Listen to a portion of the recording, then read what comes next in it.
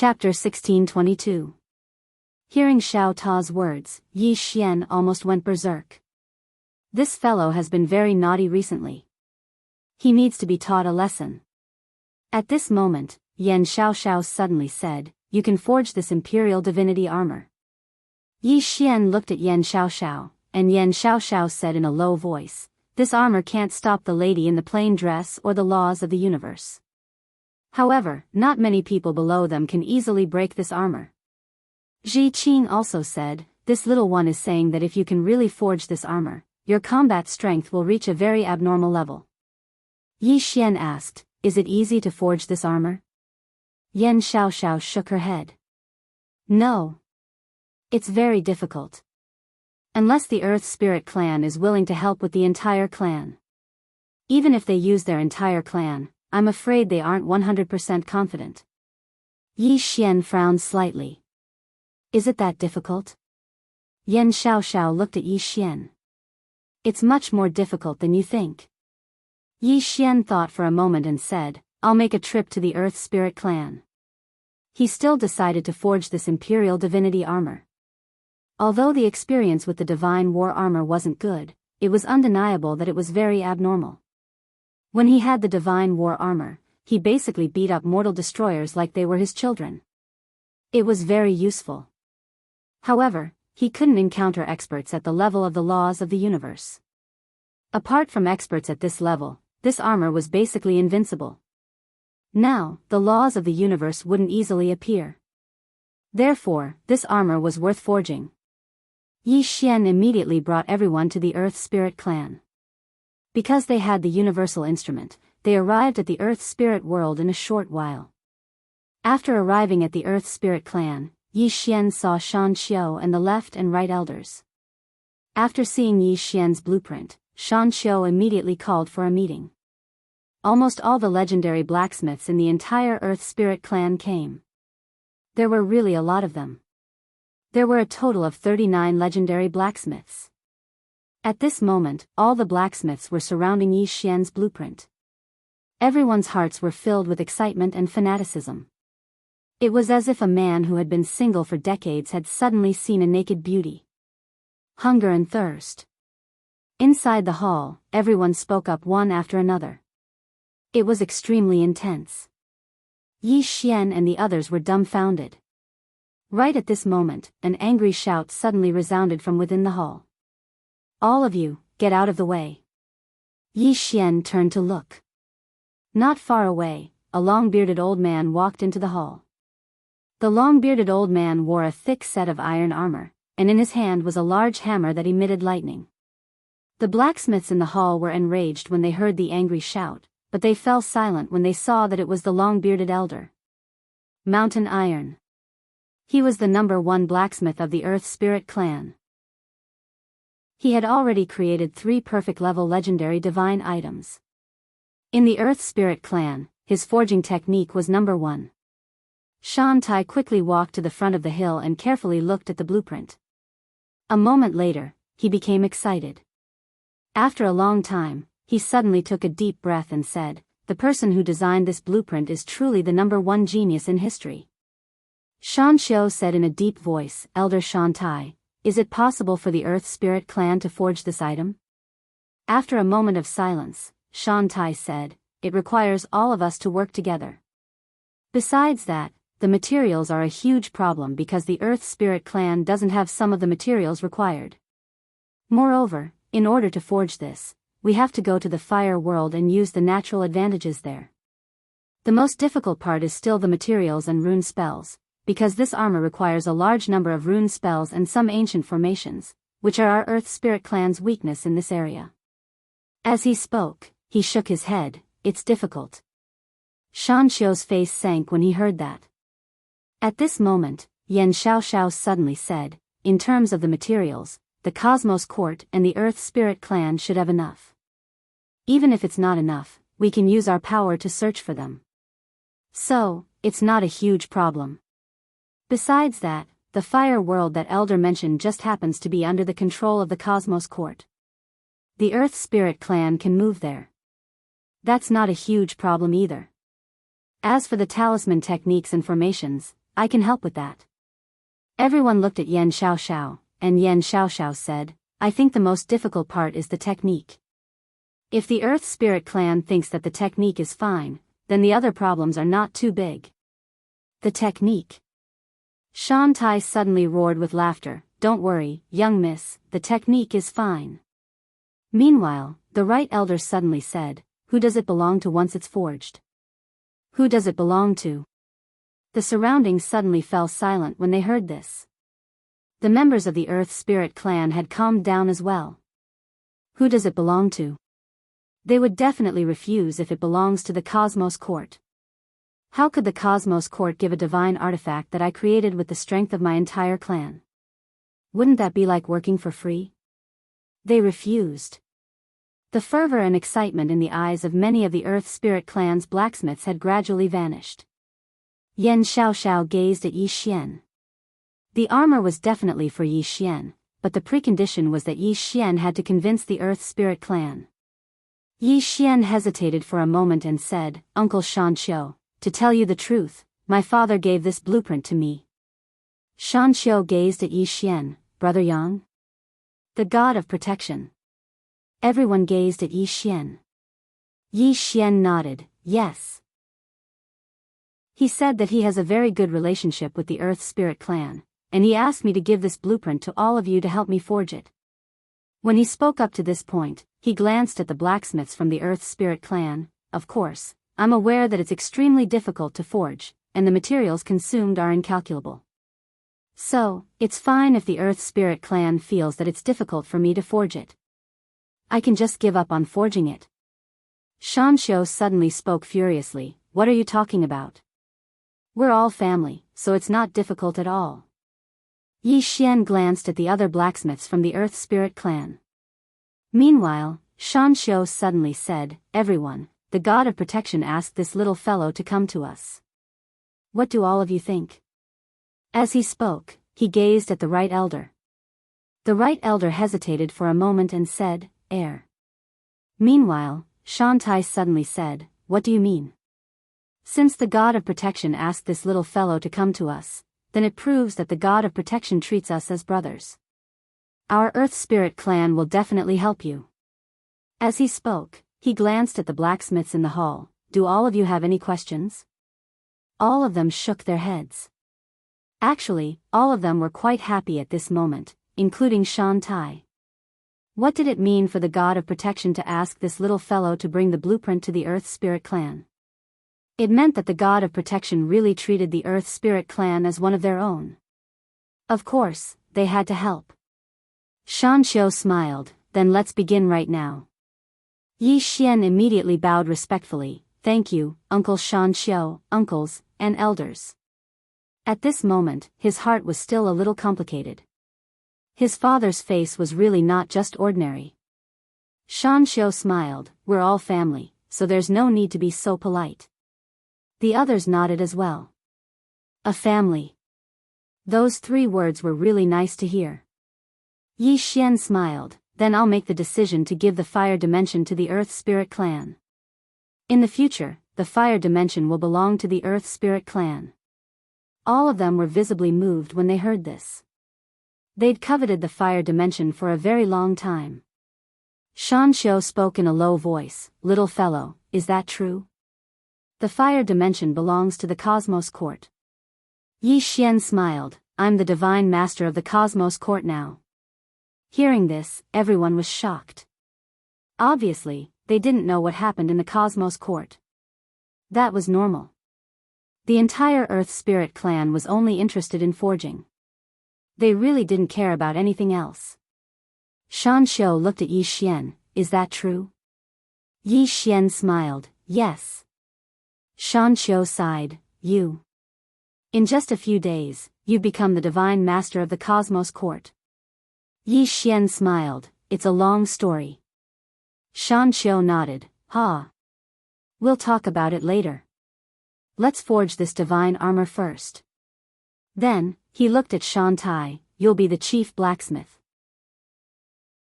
From now on, you can order everyone in the Earth Spirit clan, including me. Apart from that, you can use all the materials. Shan Tai nodded, sure. Soon, the Earth Spirit clan started to get busy, using all the power of the clan. Yan Xiaoxiao glanced at Yi Xian. Young Master Yi, your father seems to be very influential. Yi Xian said with a smile, very bold. Yan Xiaoxiao nodded, then, shall we go to the void world? There are our people there who chose to stay and continue to be loyal to us. They're in a terrible situation now. Yi Xian nodded, let's go and find out more about it. Yan Xiaoxiao nodded, then, let's go. Yi Xian and the rest left, leaving the Earth Spirit clan in charge of forging the divine armor. Along the way, Yi Xian was silent. He was most worried about Mu Xiaodao and Xiao Er. He didn't know if they would be in danger. He also wanted to make them stay, but he couldn't do anything about it. They had their own thoughts, and he couldn't control them. Soon, Yi Xian took them to the void realm outside the domain.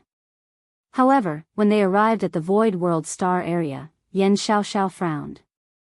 Something's wrong. Mo Xiaoshuang looked around and slowly clenched his right hand. Yi Xian also realized that something was wrong. At this moment, the educated youth suddenly said, I can't contact them. Yan Xiaoxiao said in a low voice, you can't contact them? The educated youth nodded, I can't contact them at all. Then, she looked around, let's retreat first. Yan Xiaoxiao nodded, and everyone was about to retreat. However, at this moment, something strange happened. In the starry sky, many floating objects suddenly appeared, and they slowly fell. After a closer look, everyone's expression changed. These floating objects were all corpses. There were thousands of corpses. The educated youth looked at the corpses and said softly, our people are all gone. At this moment, a coffin suddenly fell from the sky and landed near Yi Xian in the blink of an eye. There was nothing in the coffin. At this moment, a woman suddenly appeared in front of everyone. The woman was wearing a pure white robe. She looked at Yi Xian and smiled, young Master Yi, this is the first time we've met. Take this coffin as a greeting gift. Do you like it? P.S. Reader, egg, take this monthly ticket as a meeting gift. Do you like it? Green Phoenix, I love it. I like it a lot. Happy National Day. Love you all. Chapter 1623. Looking at the coffin in front of him, Yi Xian was silent for a long time before saying, before coming here, I wanted to see if we could talk. Now, it seems like there's no way. The white-robed woman smiled, talk? Young Master Yi, as you said, there's really nothing to talk about. Yi Xian looked at the white-robed woman, the life edict has fallen. The white-robed woman nodded, I know. Yi Xian smiled, so, we still don't want to talk. The white-robed woman smiled, no. Unless you die. Yi Xian nodded, then we won't talk. As soon as he finished speaking, a cold light suddenly appeared in front of the white-robed woman. The one who attacked was Xiao Mu. Since they were not going to talk, they would naturally kill. However, Xiao Mu's attack missed. The white-robed woman had appeared thousands of feet away. She looked at Yi Xian and smiled, young Master Yi, after hundreds of thousands of years of suppression, this enmity cannot be resolved with your death. We'll meet again in the 9th dimension. As soon as she finished speaking, her body became illusory. At the same time, the surrounding starry sky suddenly disappeared bit by bit. Completely disappeared. Seeing this, Yan Xiaoxiao's expression sank, they're devouring this world. They're even devouring their own world. Mo Xiaoshuang said softly, they're not leaving any path of retreat for themselves. Yi Xian said, let's go. As soon as he finished speaking, he activated the universal apparatus and disappeared with everyone. His top priority now was to return to the 9th dimension. The 9th dimension still did not know about this powerful void tribe. He had to let the Undying Emperor tribe know first. Otherwise, if they fought in the future, the Undying Emperor tribe would suffer a great loss. Not long after Yi Xian and the others left, the entire void realm turned into nothingness and completely disappeared. For this world to recover, it would take at least hundreds of thousands of years. Time passed. In the 9th dimension. After Yi Xian brought everyone back to the 9th dimension, Yi Xian went to find Dong Lijing. In the hall, Dong Lijing was silent. The rest of the Undying Emperor clan's elders also had grave expressions on their faces. After a long time, Higashi Yasushi suddenly said, "So, the Void Race's objective is the entire universe?" Yen Xiaoxiao nodded. The entire universe. The more worlds they devoured, the stronger they would become. If they were allowed to devour the known universe, their strength would reach a terrifying level. No. We have to stop them now. If we let them devour all the way to the 9th dimension, they will be even more powerful than they are now. Dong Lijing shook his head. Miss Yen, if the Void Tribe is really as you say, then we might not be able to stop them. In the past, the Cosmos God Court was able to suppress them because the Cosmos God Court's founder had set up a seal in the Void Zone, as well as the suppression of the Cosmic Maxim. But now, the Cosmic Maxim is on their side. And on our side, the three swords aren't here, and the Cosmos God Court's founder. At this point, she glanced at Yi Xian. Can you recover your memory and strength now? Yi Xian shook his head. No. There's no chance of winning. Higashi Yasushi said helplessly. Yen Xiaoxiao nodded. Indeed, the chance of winning isn't great. However, this isn't a matter of whether we have a chance of winning or not. The Void Tribe's target isn't just Lord God Yi, but the entire universe. No one will be spared. Higashi Yasushi nodded. We have to fight. With that, she looked at Yi Xian. What do you think? Yi Xian thought about it, then looked at Ji Qing. Miss Ji Qing, I need to understand the Void Tribe situation in detail, including their overall strength. Ji Qing nodded. Leave this to me. With that, she took out a voice transmission stone and handed it to Yi Xian. With this, you can contact me at any time. If there's anything you want to know, you can ask me. Yi Xian put away the voice transmission stone, and Ji Qing said, We must go to the God Penitentiary now. That place is still under our control. If the people imprisoned there come out, it will be very troublesome. Yi Xian nodded and stood up. Let's go now. With that, he led everyone and disappeared from the hall. Yi Xian also understood that when he inherited the benefits of the Cosmos God Court's founder, he would also inherit the Cosmos God Court's founder's grudges. This was something that could not be helped. In the beginning, he wanted to escape, but he knew very well that he could not escape at all. When he admitted that he was the Cosmos God Court's lord, he had to accept some karma and grudges even if he did not want to. At this time, he could not be indecisive. If they were enemies, and if they were friends, he had to do it. If he hesitated, many people would die. After Yi Xian and the others left, Higashi Yasushi walked to the entrance of the hall. She looked at the sky outside the hall with a trace of worry in her eyes. At this time, Higashi Zhan said softly, Are you worried about the Undying Emperor clan's future? Higashi Yasushi nodded. We chose him, but at the same time, he brought us many unknown karma. Higashi Zhan smiled. Do you regret it? Higashi Yasushi shook her head. No. Because he has the Undying Emperor clan's blood. Higashi Zhan said softly. The Undying Emperor clan's future, from now on, is unknown. Higashi Yasushi nodded. Pass down my orders. Level 1 alert. All clansmen return to the Undying World immediately and prepare for battle. Prepare for battle. Very soon, the experts of the Undying Emperor clan rushed back to the Undying Emperor clan. God Prison. With the universal apparatus, it was easy for Yi Xian to go anywhere. Under normal circumstances, it would take a long time for them to travel from the 9 dimensions to the God Prison.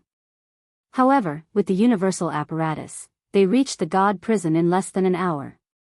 After arriving at the God Prison, Yi Xian instantly felt many powerful auras. At the side, Yen Xiaoxiao Dao said, This is the God prison. There are many powerful people in the star field imprisoned here. And now, this place is about to go out of control. At this time, a middle-aged man suddenly appeared in front of Yi Xian and the others. When the middle-aged man saw Yan Xiaoxiao, his expression relaxed. Lady Yan. As he spoke, he gazed at Yi Xian, hesitated for a moment, and then bowed slightly. Greetings, divine leader. Yi Xian nodded. What's the situation here? The middle-aged man spoke in a low voice. After those fellows found out about the changes in the divine court, they started to break the seals. We lack manpower here, so we can't maintain it at all. At most, the seals will vanish in half a day. Yi Xian suddenly said, Who's the strongest person imprisoned here? The middle-aged man hesitated for a moment before he said, Madwoman. Yi Xian frowned slightly. Madwoman? Yan Xiao Dao said, the person ranked second on the universe wanted list. An expert at the peri-celestial realm. Yi Xian knew that above the mortal destroyer realm was the peri-celestial realm, and above the peri-celestial realm was the supreme god realm. That woman with the spear, and Lanjing, was a supreme god realm expert. Yi Xian fell silent for a moment before he said, Take me to see her. The middle-aged man immediately shook his head. It's too dangerous. Yi Xian smiled and said, It's fine. Yan Xiao Dao said, Take us there. If it was only Yi Xian, she would definitely be worried. Although Yi Xian was strong, he would definitely not be able to fight against an expert at the peri-celestial realm. The reason why she was not worried was that Yi Xian had Xiao Mu by his side. Who was this person? This was a person who could fight against the avatar of the law of the universe. An ordinary peri-celestial realm expert was really not a match for Xiao Mu. She could even fight against a supreme god realm expert. Of course, not like An Lanjing. An Lanjing could not fight against the avatar of the law of the universe, but she could beat the avatar of the law of the universe. Xiao Mu was at a disadvantage when facing the avatar of the law of the universe. There was still a difference. Under the middle-aged man's lead, everyone came to a mountain wall. The middle-aged man silently chanted a spell, and the mountain wall suddenly split open. Everyone saw a woman. The woman was wearing a red dress, and her long hair fluttered in the wind. At this moment, she was dressing in front of a mirror. The woman was very beautiful, and she even had a smile on her face. She seemed to be very satisfied with her appearance. Beside Yi Xian, the middle-aged man said in a deep voice, Divine Master, be careful. Yi Xian nodded. He looked at the woman, Miss, can we talk? In the mountain crack, the woman turned to look at Yi Xian, and the corner of her lips curled up, He is very handsome. Yi Xian said with a smile, I think so, too.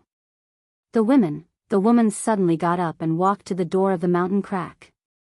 She carefully looked at Yi Xian, and smiled, I heard that you are the founder of the Cosmos God Court? Yi Xian nodded, yes.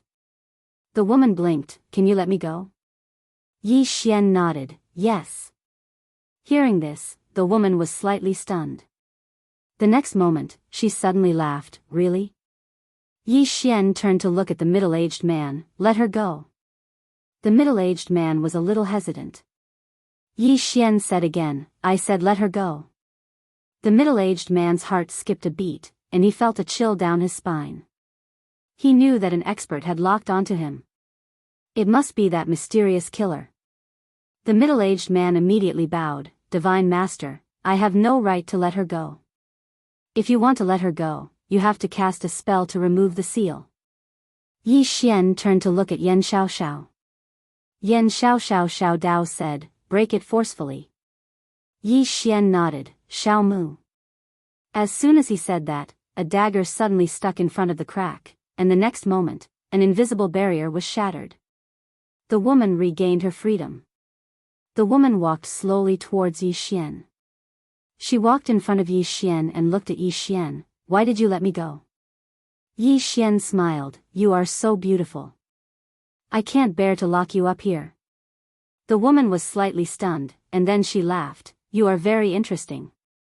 As soon as she said that, she turned around and left. After a few steps, the woman suddenly stopped and said, "Do you need me to thank you?" Yi Xian smiled, "If you want, I won't refuse." The woman turned around and looked at Yi Xian, "Don't let that mysterious little girl leave you, or you will die." Yi Xian said, "Are you going to kill me?" The woman shook her head, "No." As she said that, she turned around and left. However, she stopped after a few steps and then she smiled, "If I were you, I would run away immediately." As soon as she said that, she disappeared. In the field, Yi Xian was silent. At this moment, Xiaomu appeared in front of him, and she looked at Yi Xian, "Hurry. Go." At this moment, Xiao Ta suddenly said, "Young master, danger is approaching." "Danger? Ha! I can feel it. A lot of danger is surrounding you, and it's probably many, many meters away. Hee, hurry up and praise me." Yi Xian. Chapter 1624. Praise me. Yi Xian was speechless. This Xiao Ta was becoming more and more abnormal. At this moment, Xiaomu said, "Let's go." "Let's go." Yi Xian nodded and turned to leave. He knew that anyone who could make Xiaomu so serious was definitely not an ordinary person. However, just as they left the prison, a cold light suddenly shone from Yan Xiaoxiao's back. Yan Xiaoxiao's pupils shrank as she felt the aura of death approaching her. She could not resist at all. At this moment, another cold light appeared behind her. Boom! A muffled sound rang out and a shadow retreated rapidly. Xiaomu appeared beside Yan Xiaoxiao. A few hundred feet in front of her, the shadow gradually disappeared as it retreated. It disappeared. Yan Xiaoxiao said solemnly, "It's an assassin." Yi Xian looked around. "Let's go." Everyone retreated immediately. At this moment, countless shadows appeared in front of them. These afterimages were illusory and real, like ghosts and spirits, extremely strange. This was not the main point. The main point was that they were all at the mortal termination stage. Xiaomu, who was beside Yi Xian, held a dagger in her hand. Her eyes swept across the shadows but she did not make a move. She did not dare to leave Yi Xian's side. Without her, Yi Xian and the rest could not withstand these assassins. Actually, Yi Xian was still fine. Although he did not have the God of War armor, he still had a full set of divine equipment. However, Yan Xiaoxiao and the young man could not withstand them.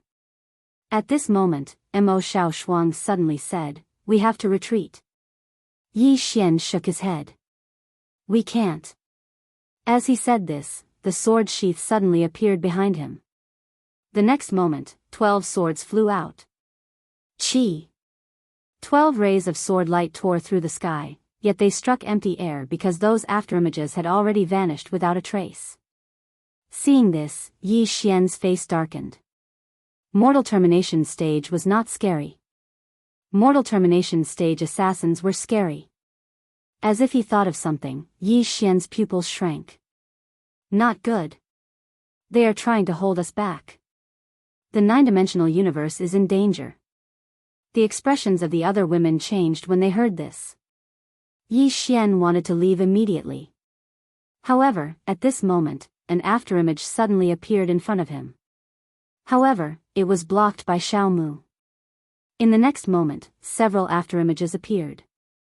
These afterimages weren't just extremely swift, they didn't possess any auras, so it was utterly impossible to sense them with divine sense. So, they were in an extremely passive state when facing these assassins because they could only counterattack when the assassins attacked. Yi Xian immediately said, "Xiaomu, stop them." As he spoke, the space beneath his feet trembled slightly, and he directly used the space-time shuttle boots to disappear on the spot. He could not use the universal apparatus here because the universal apparatus needed some time to teleport, and these assassins would not give him that time. When Yi Xian had disappeared, the space around him suddenly started to tremble. Apparently, someone wanted to chase after Yi Xian.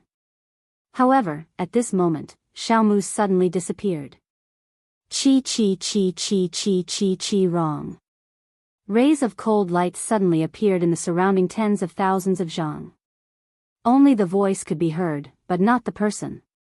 Yan Xiao turned to look at Imo Xiao Shuang. Miss Xiao Shuang, immediately send your people to the 9 dimensions. Imo Xiao Shuang nodded. I have already informed them. My people are rushing to the 9 dimensions at full speed. Yan Xiao glanced at the densely packed cold lights in the distance and said in a deep voice, let's go. Little Mu had already stopped those assassins, and the few of them would only be a burden if they stayed here. The 3 women immediately retreated. On the other side, Yi Xian appeared in an unknown star field. He immediately took out the universal apparatus and was about to teleport. However, at this moment, his pupils suddenly shrank, and he suddenly turned around and slashed down with his sword. Chi! The sword slashed down, but there was nothing. Yi Xian squinted his eyes. Xiao Ta, help me sense it. After a moment of silence, Xiao Ta said, I can't sense it. Yi Xian was speechless. At this moment, Yi Xian's pupils shrank, and he turned to the side and slashed down with his sword. Boom! The sword light shattered, and Yi Xian directly retreated thousands of zhang away. However, there was nothing in front of him. Yi Xian looked around, but he could not sense anything. Hee hee. At this moment, a strange laughter suddenly appeared in the surroundings. Although the laughter appeared in the surroundings, it also felt like it was right next to his ears. Yi Xian said in his heart, Xiao Ta, put in more effort. Xiao Ta said, young master, I am just a Ta. Yi Xian suddenly opened his palm, and Xiao Ta appeared in his hand. At this moment, Yi Xian suddenly turned around, and Xiao Ta blocked in front of him. Boom! Xiao Ta trembled violently, and then directly flew out with Yi Xian. This time, they directly flew thousands of zhang away. Xiao Ta wailed, young master, what are you doing? Yi Xian said calmly, I feel that we should share blessings and difficulties together, what do you think? Xiao Ta grumbled, you are bullying Ta. Yi Xian looked around, I don't care, you think of a way to help me get rid of this mysterious killer. Xiao Ta said in shock, young master, what can I do? Yi Xian hesitated, then said, how about, you stay behind, and I go first. Xiao Ta suddenly jumped up, damn, young master, are you talking like a human? Yi Xian said in a deep voice, Xiao Ta, I must return to the 9 dimensions. What he was most worried about now was the 9 dimensions. These killers must be here to stop them, to stop him from returning to the 9 dimensions. After a moment of silence, Xiao Ta said, Xiao Niu, come out and help me. Xiao Niu said, I am asleep. Xiao Ta, Yi Xian was speechless, you are asleep, and you still talk. At this time, Xiao Niu said again, Xiao Ta, young master, don't trick me anymore. I'm just a cow, an honest cow. Yi Xian looked around, there was no movement around, he immediately took out the cosmological apparatus, and was about to activate it. At this moment, a ghost suddenly appeared in front of him. Yi Xian pulled out his sword and slashed. Boom! The sword slashed through the air, there was nothing. Yi Xian's face darkened. Now he was even more certain that the other party was stopping him, not letting him return to the 9 dimensions. Yi Xian directly activated the space-time boots and disappeared. In the blink of an eye, he disappeared at the end of the starry sky. As he was traveling, he took out the cosmological apparatus, and was about to activate it, but at this moment, a fist suddenly flew towards him. Yi Xian had to stop, and his sword stabbed out. Boom! Yi Xian was directly sent flying thousands of feet away, and as soon as he stopped, a laughter sounded around him. Yi Xian's face darkened, as if he had thought of something, he suddenly strangely disappeared. Invisible armor. After activating the invisible armor, his whole body directly entered that unknown world. The surrounding starry sky immediately quietened down. Yi Xian directly took out the cosmological apparatus, but it could not be activated in this unknown world. Yi Xian frowned, How is this possible? As he spoke, he looked around. Could it be that this world is different from our world? He tried a few more times, but he could not activate the cosmological apparatus at all. Seeing this scene, Yi Xian's face darkened. He looked out at the outside world. The starry sky outside was very calm, the stars were bright, and the galaxy was brilliant. It was too beautiful to behold. But he knew that the mysterious person was definitely still here. At this moment, he did not dare to wander around, because this place was too strange.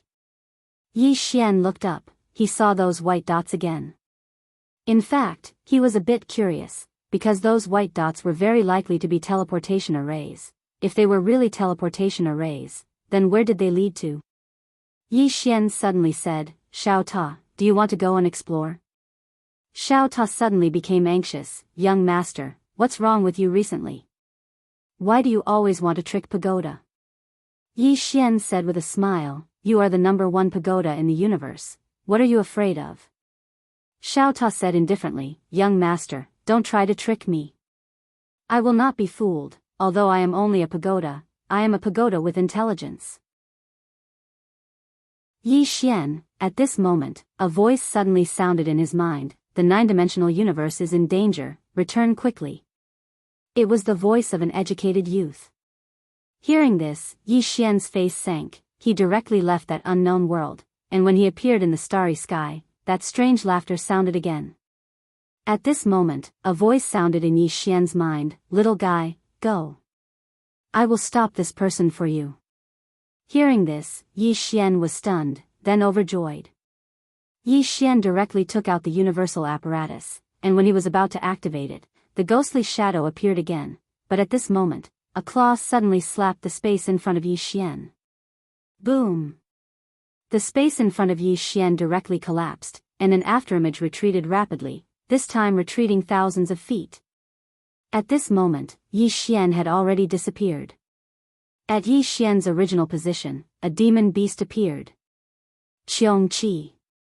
Qiongqi coldly looked into the distance. At this moment, the strange afterimage suddenly became illusory. It was about to disappear.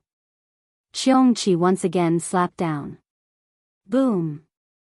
The starry sky within tens of thousands of miles directly exploded, and the afterimage frantically retreated from the shattered spatial black hole. 9-dimensional universe, undying world. On this day, in the sky above the undying world, a white-robed woman with a cinnabar dot between her eyebrows suddenly appeared. Opposite the white-robed woman was Dongli Jing. The woman looked at Dongli Jing and smiled. "Do you know who I am?" Dongli Jing said, "The Nihility tribe." The woman nodded. "Su Wuxin. That is my name." Dongli Jing looked at Su Wuxin. "Do you want to destroy my undying emperor tribe?" The woman smiled. "No. We want to devour your undying emperor tribe bloodline." As soon as she finished speaking, the space behind her suddenly disappeared bit by bit. Devour the undying world. Dongli Jing stared at Su Wuxin. "You also have a special bloodline." Su Wuxin smiled. "Yes. Your bloodline is too tempting. Devouring your bloodline, my Nihility tribe will become even stronger, because we can obtain your undying power." After a moment of silence, Dongli Jing said, "Open the ancestral shrine. Please invite all the ancestors' souls." As soon as he finished speaking, the ancestral shrine's door suddenly opened, and the next moment, the souls of the ancestors soared into the sky from the ancestral shrine. All the ancestors' souls. This was the undying emperor tribe's final trump card. The ultimate trump card. P.S. Everyone, happy National Day. I'm going to go have fun too. Chapter 1625. When he saw Su Wuxin, Dongli Jing knew that the undying imperial clan could not fight against the Void tribe. Under such circumstances, they could only use their strongest trump card to buy some time for the undying imperial clan to have hope. Yi Xian and the others had not appeared yet. They must have been delayed. Only when Yi Xian and the others returned would the undying imperial clan have hope. As the ancestral souls appeared, the space above the undying imperial clan began to boil. 36 ancestral souls. They were all former patriarchs and top experts of the undying imperial clan. Although they had died, they would leave a strand of their soul in the ancestral shrine. This was the last trump card of the undying imperial clan. Su Wuxin grinned when he saw those ancestors' souls. Miss, not to mention that they're only souls, even if their true bodies are here, they're merely ants to my void tribe. Dongli Jing said, you have two goals. One is to devour the universe, and the other is to kill Yi Xian, right? Su Wuxin nodded, yes. Dongli Jing looked at Su Wuxin. Miss, do you know that the life law has died? Su Wuxin smiled, I know. Not only that, but I also know that there are two very powerful experts behind him. One is the green-clothed man, and the other is the plain-dressed woman, right? Dongli Jing smiled, the Void tribe is stronger than them? Su Wuxin shook his head, of course not. Someone who can kill the universe law is not someone the Void tribe can fight against. Dongli Jing was curious, then why do you still target him? Su Wuxin smiled, if the undying imperial clan had been suppressed for hundreds of thousands of years, perhaps you would understand how the Void tribe feels. Dongli Jing shook his head, at least you are still alive. Su Wuxin laughed, Miss, we don't have much of a choice. Why did the universe law let us go? Is it because of love? Of course not. If the Void tribe wants freedom, we can only submit to the universe law. Whether it is the Void tribe or the universe law, if we want to obtain true freedom, we can only kill the young Master Yi and make him disappear completely. Higashi Yasuharu smiled and said, have you thought about how to deal with the people behind him after killing him? Su Wuxin shook his head. This isn't something my Void tribe should consider. This was something that the laws of the universe should consider. And I believe that since they dared to go against those two, they must have a certain degree of confidence and reliance. What do you think? Higashi Kei shook his head. It's a pity that you haven't seen them. Otherwise, you might change your mind. Su Wuxin laughed, I won't. Because you don't know how our Void tribe has been living for over 100,000 years. If he recovers his memories from his previous life, he'll definitely suppress our Void tribe again and even annihilate our Void tribe. Thus, just like the universe law, we can only fight to the death. Saying that, she looked around, Miss, you want to wait for help, but I can tell you that you won't be able to wait that long. Because the people of the universal law have already stalled that young Master Yi. And even if he comes alone, it won't be of much use. After all, he's really weak now. As her voice fell, the space around her suddenly began to disappear bit by bit. They made their move. Higashi Kei suddenly said, Ancestors, thank you for your trouble. In the sky above Higashi Kei, the ancestral souls of the undying imperial clan nodded. In the next moment, they charged towards the members of the Void tribe. Su Wuxin smiled. Destroy them. As soon as she finished speaking, 19 men in black suddenly appeared behind her. These men in black held long scimitars in their hands and carried scabbards on their backs. After they appeared, they charged towards the ancestors of the undying imperial clan. A great battle had begun. However, as soon as the two sides clashed, it became a one-sided battle. The ancestral souls of the undying imperial clan were no match for the men in black at all. One by one, the ancestral souls exploded. When they saw this, the expressions of the undying imperial clan powerhouses below changed. Higashi Kei looked up into the sky. No one knew what he was thinking. Soon, all the ancestral souls of the undying imperial clan disappeared. However, not a single one of the men in black died. After killing the ancestral souls of the undying imperial clan, the 19 men in black respectfully retreated behind Su Wuxin. Su Wuxin looked at Higashi Kei and laughed, it's over. Is that so? At this moment, a voice came from the side. In the next moment, Yi Xian appeared in front of everyone. When he saw that the undying imperial clan was still here, Yi Xian heaved a sigh of relief. If the undying imperial clan had made any mistakes, he would never forgive himself. In the end, this was his, Yi Xian's, karma. When he saw Yi Xian, Higashi heaved a sigh of relief in his heart. The Void Tribe was definitely not something that the Undying Imperial Clan could fight against. This was because the Void Tribe did not belong to the same era as the Undying Imperial Clan. The Void Tribe belonged to the era of the Cosmos God Court's founder. When he saw Yi Xian, Su Wuxin smiled and said, "Young Master Yi is very capable.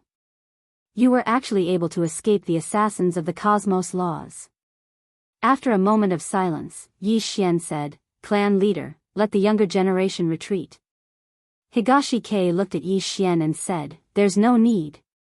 Because their target is not only you, but the Undying Imperial Clan as well. They want to devour our bloodline. If we lose today, everyone will die." The devouring bloodline. Yi Xian frowned slightly, and then he looked at Su Wuxin and said, "Your bloodline is special as well." Su Wuxin smiled and said, "Actually, I want to devour your bloodline even more because you possess two extraordinary bloodlines. However, your other bloodline is too overbearing, and I'm not confident in my ability." As she spoke, she glanced below and smiled. "If we're able to devour the bloodline of the Undying Imperial Clan, then the overall strength of the Void Tribe will rise by a level." Yi Xian opened his palm and a sword appeared in it. At the same time, a sword box appeared on his back. Yi Xian looked at Su Wuxin and said, "Shall we fight first?" Su Wuxin smiled and said, "You want to buy time? I can fulfill your wish because I need some time as well." "Young Master Yi, please." Yi Xian suddenly vanished on the spot. At the instant he vanished, 12 blood-red swords suddenly slashed through the battlefield. Hiss! Space tore apart as 12 rays of light instantly slashed towards Su Wuxin. Su Wuxin didn't dodge. When the 12 rays of light slashed towards her, she suddenly clenched her right hand that was behind her back and said, "Defend." Bang! The 12 rays of light were instantly stopped by an invisible barrier, and they couldn't move an inch forward. Su Wuxin grinned and said, "Limit breaker." Bang! The 12 rays of light exploded into pieces, and the 12 swords were blasted flying. Meanwhile, a sword suddenly stabbed towards the center of her forehead. However, it stopped when it was still half an inch away from her forehead. Yi Xian held his sword and stared fixedly at Su Wuxin. No matter how hard Su Wuxin tried, the sword was unable to move an inch forward. Su Wuxin grinned, and then he suddenly opened his right hand and clenched it. Bang! In an instant, Yi Xian was blasted flying along with his sword. Meanwhile, Su Wuxin suddenly took a step forward and punched through the air. A fist smashed towards Yi Xian from afar, and Yi Xian hurriedly raised his sword to block it. Bang! Yi Xian and his sword were instantly blasted over 10 kilometers away. As soon as Yi Xian stopped, the space in an area of over 10,000 kilometers started to crack inch by inch. However, Su Wuxin's fist was still there and hadn't vanished. Yi Xian wiped the blood from the corner of his mouth. His body was extremely weak right now because it had been shattered earlier, and his Dao physique was practically gone. Yi Xian didn't rely too much on his body, and he just looked at Su Wuxin. Su Wuxin smiled and said, "Your sword Dao realm is too low. You're no threat to me." Yi Xian smiled, "Is that so?" As soon as he finished speaking, he suddenly vanished on the spot. In the distance, Su Wuxin suddenly clenched her right hand, and Yi Xian's sword was stopped an inch away from her forehead. Su Wuxin looked at Yi Xian, "When I fight you, it's because of the suppression of our realms. Our realms aren't on the same level. Do you understand?" As soon as she finished speaking, she waved her right hand lightly. Bang! The 10-kilometer space in front of her turned into nothingness, and Yi Xian himself appeared 10 kilometers away. Su Wuxin slowly walked towards Yi Xian. "Young Master Yi, I think it's time to end this." As soon as she finished speaking, she suddenly disappeared. When she reappeared, she was already in front of Yi Xian. Just as she was about to attack, Yi Xian suddenly grinned, and 10 clones suddenly appeared. These 10 clones weren't Yi Xian's clones, but Xiao Mu's clones. Xiao Mu had already arrived. Previously, the mysterious mirror of heaven and earth couldn't duplicate Xiao Mu because Xiao Mu's realm was too high, and it was beyond the scope of the mysterious mirror of heaven and earth. Now, it could duplicate Xiao Mu because of Xiao Mu's cooperation. If the person being duplicated voluntarily cooperated, then the situation would be completely different. Of course, it still wouldn't work if the person's realm was too high. For example, even if the plain-dressed woman cooperated, the mysterious mirror of heaven and earth couldn't duplicate her. This was because the plain-dressed woman's realm had exceeded the mysterious mirror of heaven and earth's understanding. When the 10 clones of Xiao Mu appeared, Su Wuxin immediately frowned. At this moment, a dagger suddenly appeared behind her neck. Xiao Mu. Su Wuxin clenched her right hand. Bang! An invisible barrier blocked Xiao Mu's dagger, but the next moment, the invisible barrier shattered. At this moment, Su Wuxin had already disappeared, and when she reappeared, she was already hundreds of meters away. There was a bloodstain on the back of Su Wuxin's neck. Su Wuxin looked at Xiao Mu, who was beside Yi Xian. You're indeed the strongest assassin. Amazing. Yi Xian patted Xiao Mu's shoulder lightly, and Xiao Mu slowly disappeared. An invisible assassin was the most terrifying. Yi Xian looked at Su Wuxin in the distance. Su Wuxin smiled, my people are here too. As soon as she finished speaking, the space behind her suddenly trembled. Yi Xian looked behind Su Wuxin. A moment later, he took out his Xiao Ta. Call for reinforcements. After a while, Xiao Ta asked, who should I call? Yi Xian said, just call for anything. Xiao Ta suddenly jumped up, young master, do you think I'm Xiao Bai? Important things need to be repeated 3 times. I'm just a tower. I am just a tower. I'm just a tower. Yi Xian looked behind Su Wuxin in the distance, his expression growing more solemn. Xiao Ta, if you don't call for help, I will take you with me and explode. F***CK. Xiao Ta jumped up and down. Young master. We can't play like this. Please respect me. I have human rights too. Oh, I mean, Ta's rights. Chapter 1626. Yi Xian said in a low voice, Big brother, you should at least call for some help.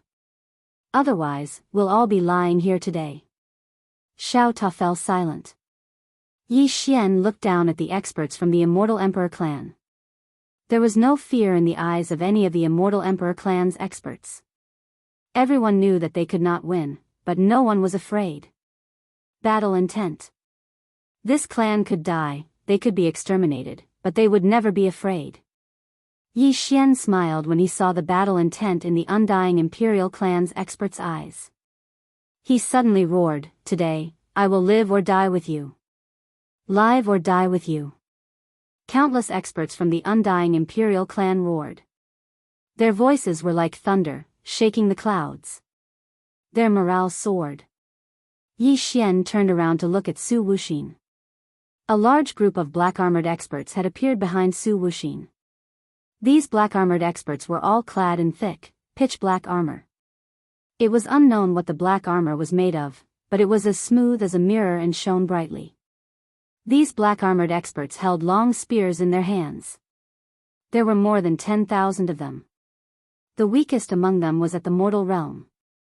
10,000 mortal realm experts. This lineup could only be described as terrifying. The 12 black-robed men holding sickles behind Su Wuxin were all at the mortal extinguisher stage. This lineup crushed the undying Imperial clan's side. Su Wuxin looked at Yi Xian. Young Master Yi, I can see the shock in your eyes. However, I can tell you that what you're seeing now is only the tip of the iceberg for my Void tribe. Although my Void tribe has been trapped in the Void zone for hundreds of thousands of years, we have not wasted our time. Hatred has made my Void tribe even stronger. Yi Xian looked at Xiao Ta in his hands. Xiao Ta, go find my father. Let him avenge me. Then, he looked up at Su Wuxin and grinned. Cut the crap. Let's fight. With that, he turned into a ray of sword light and charged forward. Down below, Dongli Jing suddenly said, "Fight! Fight to the last man." As soon as she finished speaking, she also rushed out. Below, countless Undying Emperor clan experts soared into the sky. Fight! If they lost this battle, the Undying Imperial clan would be exterminated. The Undying Imperial clan had no other choice but to fight. Yi Xian, who was at the forefront, directly activated his Mad Demon bloodline. In the instant that his Mad Demon bloodline was activated, the entire sky turned into a sea of blood. Su Wuxin was expressionless. Kill! As her voice rang out, the 12 black-clothed people behind her rushed out. Their target was not Yi Xian, but the Undying Imperial clan experts below. As for Yi Xian, he had Xiao Mu's doppelganger stand in front of them. These mortal extinguishing experts were not people that the Undying Imperial clan could contend against. If he didn't stop these people, these mortal extinguishing realm experts would deal a destructive blow to the Undying Emperor clan. Although those clones only had less than 60% of Xiao Mu's strength, they were still very terrifying. The 10 doppelgangers were actually able to suppress the black-robed men. As for Yi Xian himself, he rushed in front of Su Wuxin and slashed down with his sword. This sword was much, much stronger than before, because it had the support of the Mad Demon bloodline. Su Wuxin's expression was calm. She clenched her right hand lightly. Boom! An invisible barrier blocked Yi Xian's sword. The space around them exploded instantly. However, the space where Su Wuxin was completely unscathed. At this time, Yi Xian slashed down again. Su Wuxin suddenly punched out. Boom! The sword light shattered, and Yi Xian was instantly sent flying. Su Wuxin also retreated dozens of zhang. She had just stopped when a flying sword pierced through the air towards her. Su Wuxin stepped forward and punched out again. A fist imprint slammed into the flying sword. Boom! The flying sword was forced to a stop by the fist imprint. At this time, Yi Xian suddenly appeared in front of Su Wuxin like a ghost. Su Wuxin's speed was even faster, and she directly kneed him. Boom! This knee caused the space in front of her to collapse, and Yi Xian was instantly sent flying. But the next moment, another sword slashed down. Su Wuxin suddenly stretched out her right hand, and then stretched out 2 fingers and pinched. Boom! Between the 2 fingers, a ray of sword light appeared. Her 2 fingers had actually caught Yi Xian's sword. Su Wuxin took advantage of the situation to grab Yi Xian's sword and then slashed forward. Chi! A ray of sword energy suddenly descended from the sky, heading straight for Yi Xian in the distance. This was also a sword, and it seemed to split the universe. In the distance, Yi Xian did not dare to forcibly take this attack because he was not a sword body. He opened his right hand, and a sword appeared in his palm. He also slashed down. Head on. A ray of blood-red sword energy shot up to the sky. Boom! The 2 rays of sword energy exploded apart upon contact, and then countless strands of sword energy shot towards the surroundings while an area of over 100 kilometers of space was instantly shattered into pieces. Su Wuxin was just about to attack again when she suddenly frowned. Because the black armored experts of the Void tribe were collapsing one by one. An assassin. Yi Xian hadn't asked Little Mu to kill Su Wuxin, and he'd asked her to kill the black armored experts instead. Because in that way, the losses of the Undying Imperial clan could be minimized. Su Wuxin's face immediately fell when she saw Little Mu slaughter the experts of the Void tribe. Besides her, no one here could stop Little Mu. Even she had to be extremely careful. Su Wuxin immediately turned around and looked towards the distance. If all of you don't stop her, then I'll retreat immediately. After a short moment of silence, numerous black shadows suddenly appeared in the distance, and then they vanished on the spot. Assassins. These assassins weren't members of the Void tribe.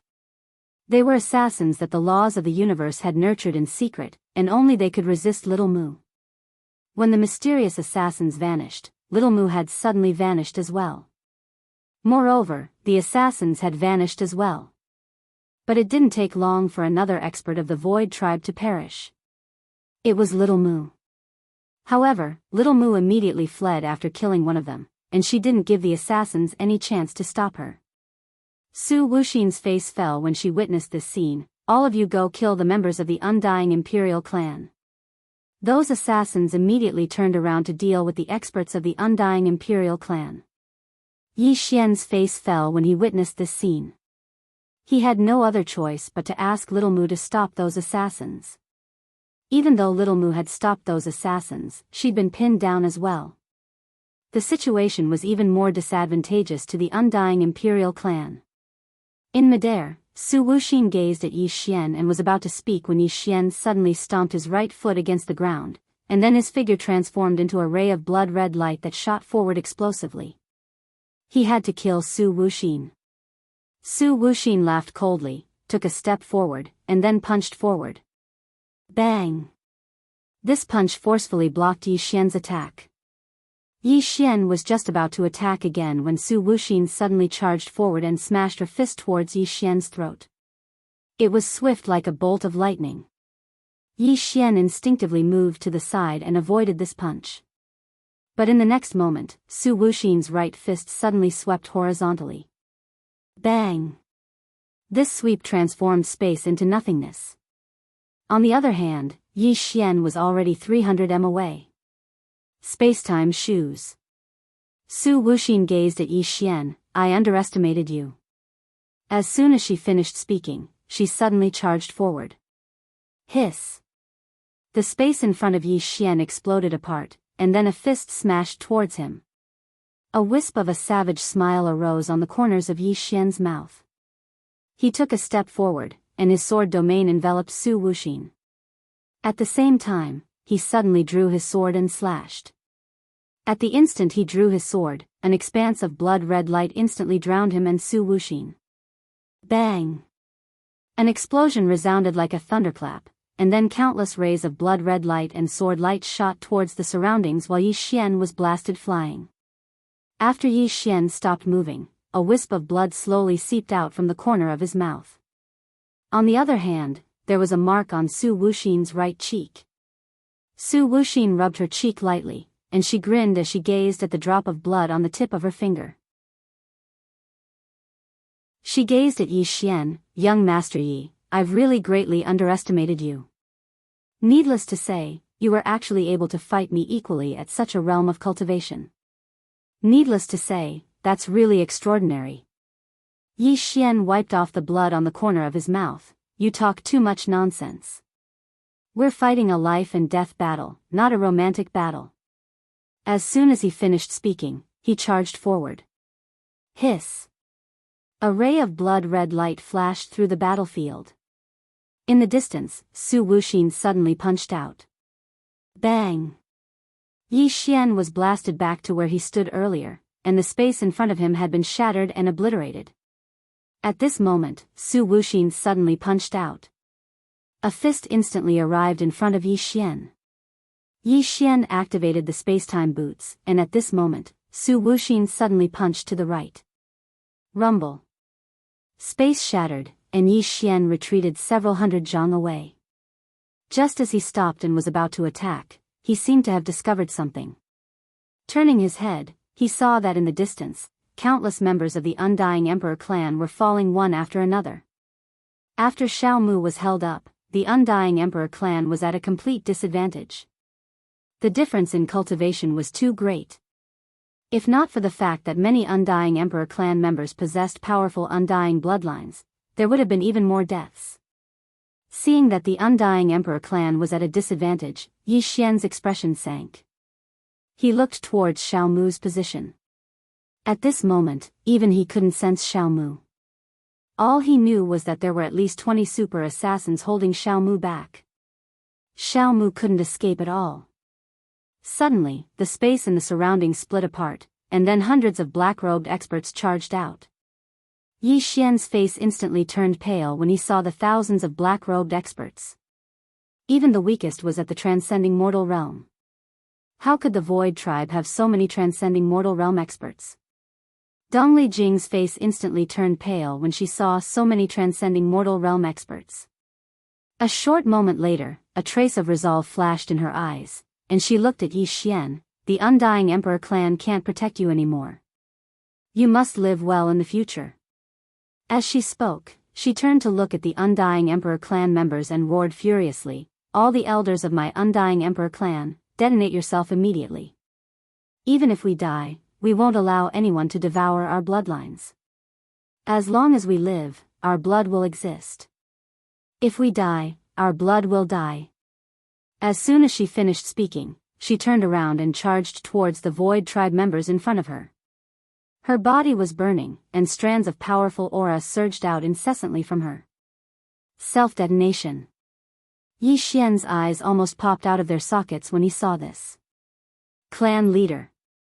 He wanted to stop her, but he was stopped by Su Wuxin. In the distance, Dongli Jing's voice suddenly rang out again, "Yi Xian, let the Undying Emperor clan continue to exist. I'm counting on you." As soon as she finished speaking, boom. In the distance, an explosion suddenly resounded like a clap of thunder, and the entire starry sky trembled. At this moment, all the Undying Emperor clan members were dumbfounded. The clan leader was gone. Below, Dongli Zhan looked at the exploding space in the horizon with a dazed expression. After a moment of silence, he suddenly said, "All Undying Cavalry, fight." Behind Dongli Zhan, a group of cavalry suddenly charged out. The leader of the cavalry roared angrily, "Everyone, detonate yourself." Boom boom boom boom, explosions continuously resounded in the sky. The Void Tribe members retreated rapidly. Below, Dongli Zhan looked at the sky with an expressionless face, "Everyone, fight." At this moment, apart from the Undying Emperor clan's younger generation, all the Undying Emperor clan members charged out. All Shadow Guards, detonate yourself. All Undying Dao soldiers, detonate yourself. All Feather Divine Guards, detonate yourself. All Imperial Divine Guards, detonate yourself. Dongli Zhan, I'll leave first. Clan leader Jing, we're here. There are no cowards in the Undying Emperor clan, haha, there are still many things that I haven't done. Within the Undying Emperor clan's soul hall, soul wood exploded one by one. Soon, tens of thousands of soul tablets disappeared. The hall was empty. The people were there, and the blood was there. The people were there, and the blood was there. P.S. People are wandering outside. Chapter 1627. One by one, the Undying Imperial clan powerhouses died. With so many Void Tribe powerhouses self-destructing, the Void Tribe powerhouses were forced to retreat. The power produced by the self-destruction was simply too powerful. It was the final attack of countless Undying Imperial clan powerhouses. All the Void Tribe powerhouses retreated and chose to avoid it for now. Yi Xian felt like his heart was being cut by a knife when he sensed the Undying Imperial clan powerhouses self-destructing. He attacked madly with his sword, and rays of blood-red sword light slashed at Su Wuxin. Su Wuxin did not choose to fight head-on. He chose to retreat as he fought. Therefore, Yi Xian had no chance at all. The self-destruction lasted for almost 15 minutes. The entire Undying Star region shook as countless powerhouses looked at the Undying world with fear in their eyes. What exactly happened? When everything calmed down, only a group of young people remained in the Undying world. Less than 100. All of them were the prodigies of the Undying Imperial clan. At this moment, Dongli Zhan looked at Yi Xian, "Take care of them." With that, he walked slowly towards the Void Tribe powerhouses in the distance. Yi Xian roared furiously, "No." As he spoke, he was about to stop Dongli Zhan. Right at this moment, Dongli Zhan suddenly spoke in a soft voice, "Yi Xian, from now on, you are the clan chief of our Undying Imperial clan. Take good care of these little fellows." With that, he looked into the distance and smiled, "Brothers, I'm coming." Boom. Dongli Zhan self-destructed. With him as the center, the space in an area of thousands of meters was instantly reduced to nothingness. At the sight of this, Yi Xian, who was in the distance, felt his mind go blank. Meanwhile, the remaining undying imperial clan powerhouses were petrified on the spot. At this moment, all of their eyes were filled with confusion. Before this, they were the prodigies of the undying imperial clan. They were the focus of the undying imperial clan. If anything happened, the clan would take care of it.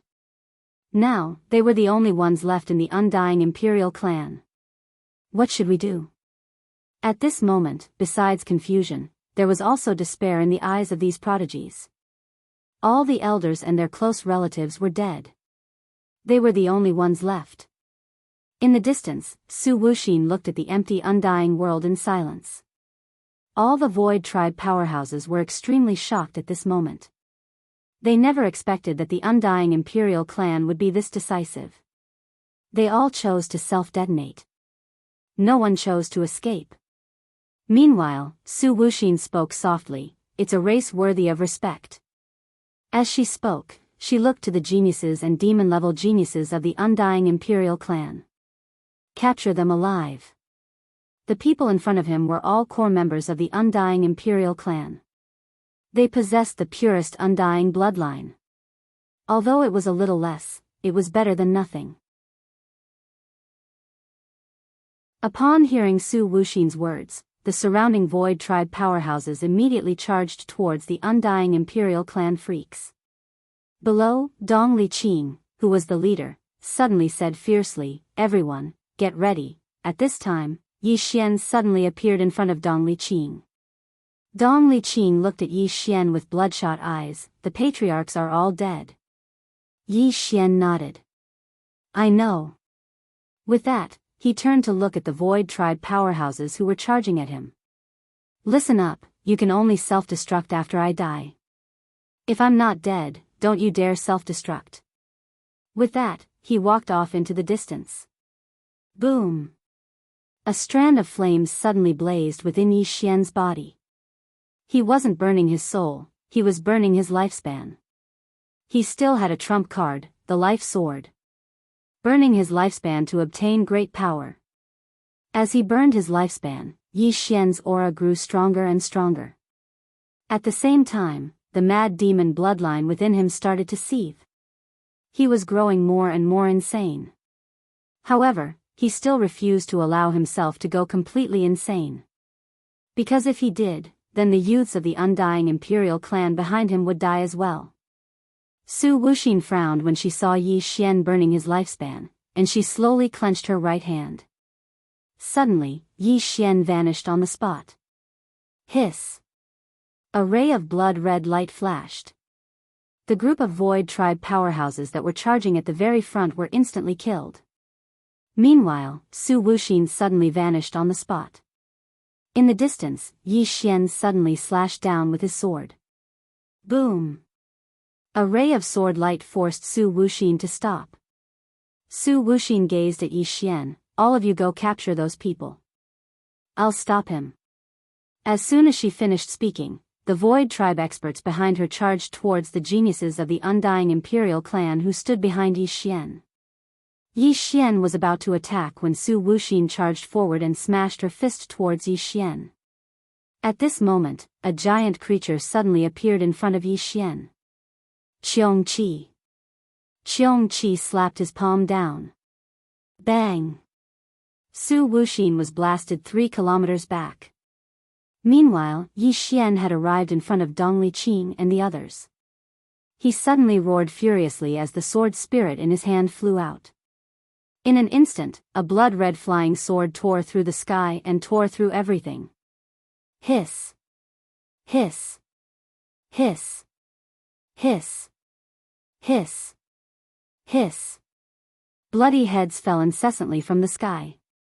The Void Tribe experts immediately stopped when they witnessed this scene. At this moment, Yi Xian was like a god of death. Yi Xian's aura was growing stronger and stronger. He was still burning his lifespan. After his breakthrough, his lifespan was over 10,000 years. At this moment, he was burning nearly 1,000 years of his lifespan. madly burning. Yi Xian glared at the Void Tribe experts. His eyes were filled with a sea of blood. At this moment, his killing intent had reached a critical point. Kill. Yi Xian slowly closed his eyes. He could not go completely berserk. He still had people to protect. Even if he died, he had to send these geniuses of the undying imperial clan to a safe place. These people were the last hope of the undying imperial clan. No matter what, the undying imperial clan would survive. Otherwise, even if he died, he would not forgive himself. In the distance, Su Wuxin looked at Xiong Qi with a solemn expression. This demonic beast was exceptionally powerful. Xiong Qi looked at Su Wuxin. Xiao Ta, send those kids into the pagoda. At this moment, Xiao Ta appeared before the geniuses of the undying imperial clan. However, Dong Liqing shook his head. We're not leaving. Yi Xian suddenly turned and roared, go. Dong Liqing looked at Yi Xian with bloodshot eyes. The clan leader and the elders are all dead. They've all died in battle. How can we escape? Is it because of the so-called inheritance? They're all dead. Even if we pass on the undying imperial clan, what's the point? Moreover, we can't revive the undying imperial clan. Only you can. Therefore, you must live. Only with you alive can the undying imperial clan have hope. There's no point in us living. Yi Xian suddenly turned and walked up to Dong Liqing. He grabbed Dong Liqing's collar and said fiercely, I'm the clan leader now. Dong Liqing, I'm ordering all of you to enter the pagoda. If I die, you'll be the clan leader of the undying imperial clan. At that time, you can choose to self-destruct. But let me tell you, your self-destruction is meaningless. You won't even be able to drag a single person down with you because you're too weak. Even if you want to self-destruct, can't you become stronger before self-destructing? Too weak. The expressions of Dong Liqing and the others became extremely unsightly. As Yi Xian said, it was meaningless for them to blow themselves up. Because even if they self-destructed, they wouldn't pose a threat to the Void Tribe's experts. At this moment, Qiongqi suddenly said, little fellows from the undying imperial clan, stop wasting time. Enter the pagoda immediately. Yi Xian roared angrily, everyone, enter the pagoda immediately. Anyone who disobeys will be expelled from the undying imperial clan and never allowed to return to the clan. Hearing this, the expressions of the undying imperial clan's youths changed. Expelled from the undying imperial clan? This was worse than killing them. Dong Liqing looked at Yi Xian, tears flowing uncontrollably from his eyes. Clan leader, you must live. With that, he led the undying imperial clan's experts into Xiao Ta. Qiongqi looked at Yi Xian, you take Xiao Ta and leave. I'll stop them. Yi Xian shook his head, senior, you won't be able to stop them alone. With that, he looked at Xiao Ta, take them to my father. Tell my father that if I die, I'll leave the undying imperial clan to him. Xiao Ta's voice trembled, young master. Yi Xian slowly closed his eyes, leave. With that, he grabbed Xiao Ta and tossed him into the sky. Chi. Xiao Ta transformed into a ray of golden light and disappeared into the horizon. Yi Xian turned to look at the Void Tribe's experts. His blood was boiling. Now, he could go all out and do it. Qiongqi glanced at Yi Xian, what? Are you prepared to die here? Yi Xian said softly, senior, am I very useless compared to my father? Qiongqi looked at the Void Tribe's experts, why do you say that? Yi Xian said, he's so strong, and I'm so weak. I thought about it carefully. If it weren't for him and Qing, I would have died somewhere. But this time, they didn't appear. I realized that I can't protect anything. Qiongqi was silent for a moment, then said, do you know what's the biggest difference between you and your father? Yi Xian shook his head. Qiongqi said, your father is a ruthless person, a very ruthless person. He is ruthless to others, but even more ruthless to himself. He basically kills wherever he goes. He was too extreme in his early days, and almost didn't trust anyone. It can be said that most of the obstacles he faced were created by himself. With that, he paused, then said, "But you're different. The biggest difference between you and him is that you've endured karma that shouldn't be endured at your age. Many of your karma was given to you by your father and Tianming. It's not just them, there are also many unknown karma. For example, the Void Tribe. Why did they target you and the Undying Emperor clan? Is it because of you? No. It's because of that mysterious person in your body. Apart from the Void Tribe, there's also the universe laws. These grudges have nothing to do with you." With that, he looked at Yi Xian. "Your father's misfortune was caused by himself. As for you, part of it was caused by him. The sins he committed back then, he was untainted by all the karma, but that doesn't mean his son is untainted by all the karma." Yi Xian fell silent for a moment, then said, "Senior, if I die here today, please help me tell my father that if he has a son in the future, he should spend more time with his son. Perhaps it's not wrong to leave him alone, but a childhood with parents is really blissful." With that, he looked at Xiongqi and grinned. "When I was young in Qingsheng, what I hated the most was being called a bastard and a bastard.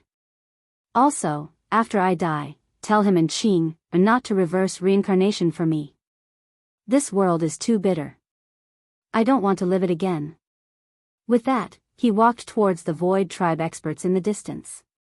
P.S. I was scolded by a reader just now. They don't treat me like a human.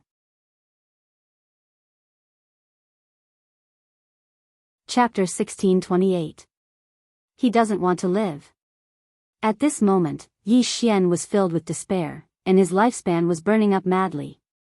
Qiongqi gazed silently at Yi Xian. He knew that Yi Xian didn't intend to live at all. Qiongqi sighed softly when he thought up to this point. The annihilation of the Undying Imperial clan had been a huge blow to this little fellow. In the distance, Su Wuxin watched as Yi Xian walked over, and she slowly clenched her right hand. With the current strength of the Void Tribe, killing Yi Xian was really too easy. Even if some helpers came, it wouldn't be a problem at all. Su Wuxin said, "Kill." As soon as she finished speaking, over a dozen black figures suddenly flashed towards Yi Xian. Moreover, Su Wuxin herself had vanished on the spot. She had to act. Otherwise, ordinary people wouldn't be able to do anything to Yi Xian. In the distance, Yi Xian's expression gradually became ferocious. He sheathed his sword and suddenly drew it. OM. A sword howl shot into the sky. Bang! An expanse of blood-red light suddenly erupted in front of Yi Xian, and Su Wuxin, who was charging at the front, was pushed back by this attack.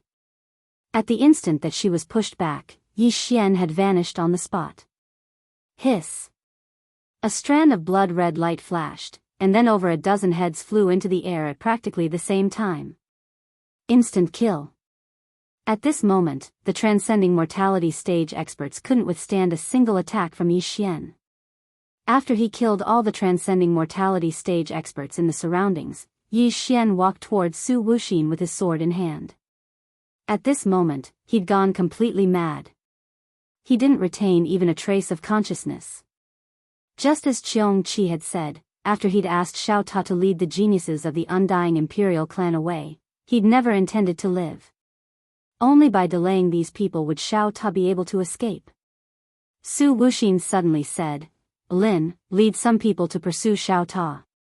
As soon as she finished speaking, a middle-aged man suddenly led dozens of people towards the distant horizon. Just as Yi Xian was about to attack, Su Wuxin suddenly appeared in front of Yi Xian. She elbowed him, but Yi Xian had already vanished. Boom! Su Wuxin's attack missed and the space around him shattered. His attack missed, and Su Wuxin suddenly turned his head. The distant horizon was covered by a bloody light, and within that bloody light, over a dozen corpses slowly fell to the ground. Instant kill. Su Wuxin frowned when she witnessed this scene. She gazed at Yi Xian, and only now did she notice that Yi Xian's strength hadn't just increased by a little bit. The current Yi Xian was very strong.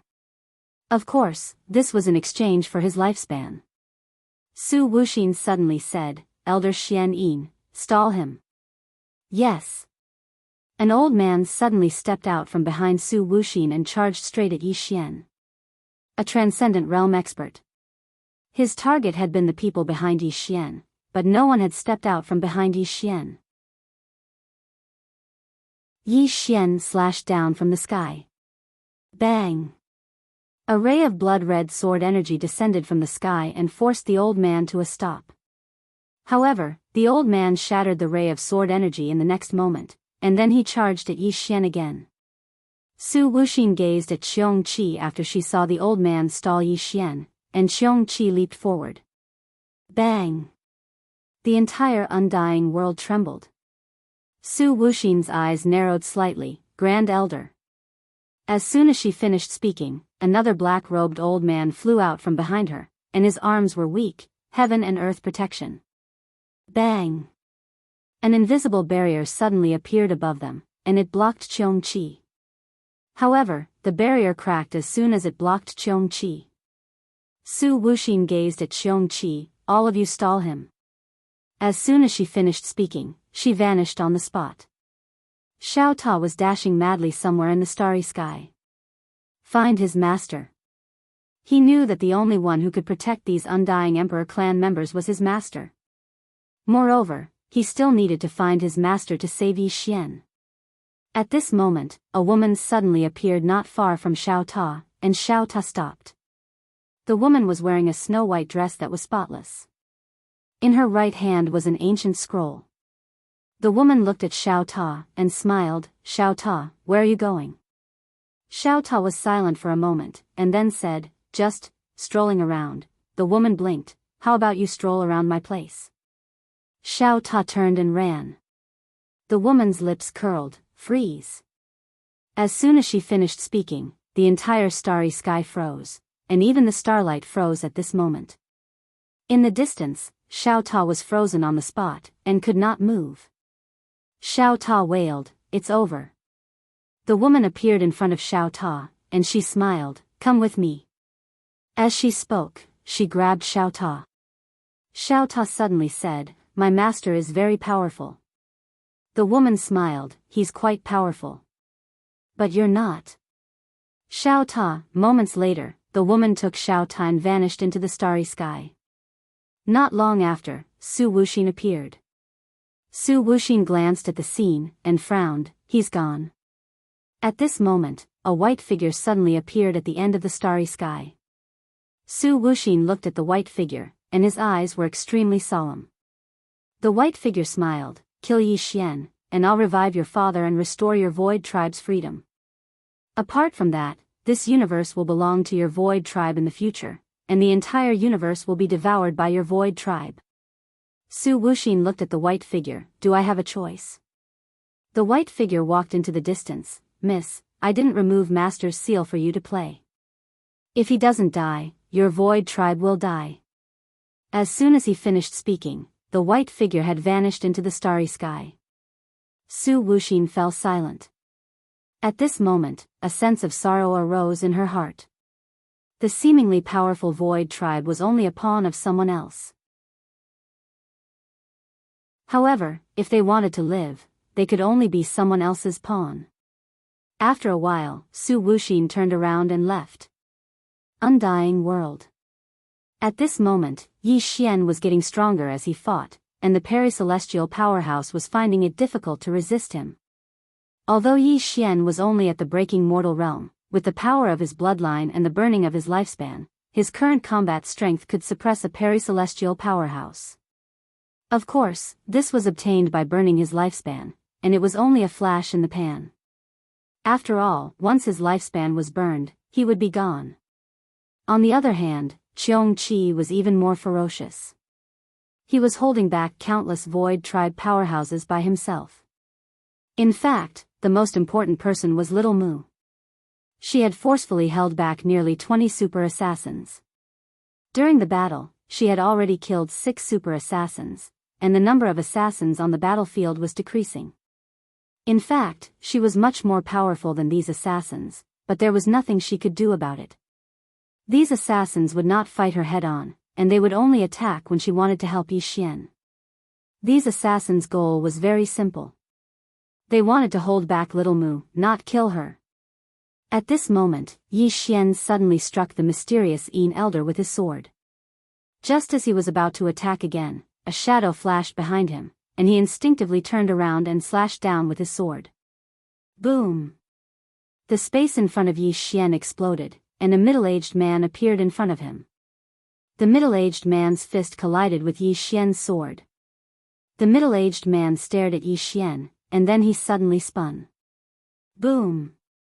A wave of blood-red sword light exploded, and Yi Xian retreated over 1 kilometer with his sword.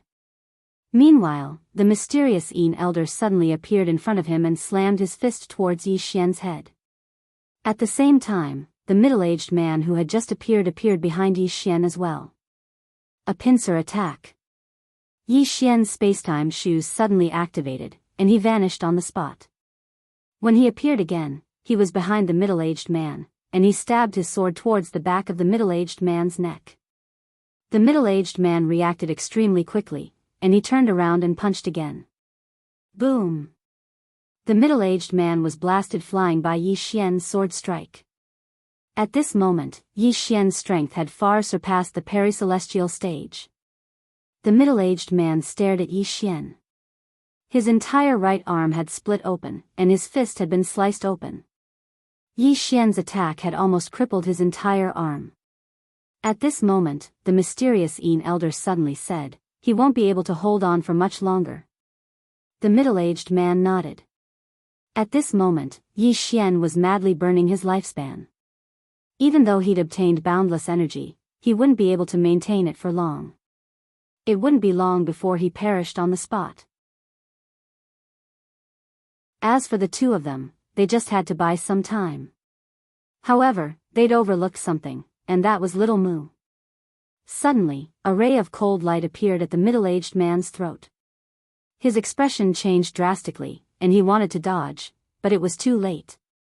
Hiss! The middle-aged man's head flew into the air. The mysterious Yin elder's expression changed drastically when he saw this, and he hurriedly retreated. Little Mu gazed at Yi Xian. At this moment, Yi Xian seemed like he was covered in blood, and his aura was extremely formidable. Little Mu said, "Let's go." However, Yi Xian paid no attention to her. Instead, he turned around and charged towards the experts from the Void Tribe. Little Mu didn't say anything when she saw this, and she just charged after Yi Xian. The expressions of the experts from the Void Tribe changed drastically when they saw Yi Xian charge towards them. Ordinary experts couldn't resist Yi Xian at all. Right at this moment, a woman suddenly appeared here. It was Su Wuxin, and her eyes narrowed slightly when she saw Yi Xian and Xiaomu charge over. The Void Divine Guard. As soon as she finished speaking, 6 old men suddenly charged out from the world of nothingness behind her. Su Wuxin said, "Stop that assassin." The 6 of them suddenly appeared in the surroundings, and then they chanted an ancient incantation. The space in the surroundings suddenly trembled violently, and then numerous blood-red threads gradually covered the entire space here. At this moment, the blood-red threads in a certain area strangely disappeared. The 6 of them roared furiously at the same time, "Spatial shift." As soon as they finished speaking, the 6 of them vanished. Little Mu had vanished along with them as well. They couldn't do anything to Little Mu at all, so they could only choose to take Little Mu away. After Little Mu was sent away, only Yi Xian and Xiong Qi remained here, and Xiong Qi had been stopped by the experts from the Void Tribe. Su Wuxin gazed at Yi Xian, "You're done for." As soon as she finished speaking, she charged over. Besides Su Wuxin, there were 2 peri-celestial realm experts and 12 mortal extinguisher realm experts. Because Little Mu's previous clones had been killed. Yi Xian didn't retreat when he saw Su Wuxin and the others charging over, and he held the sword spirit in his hand as he charged towards them. P.S. Sorry, it's late.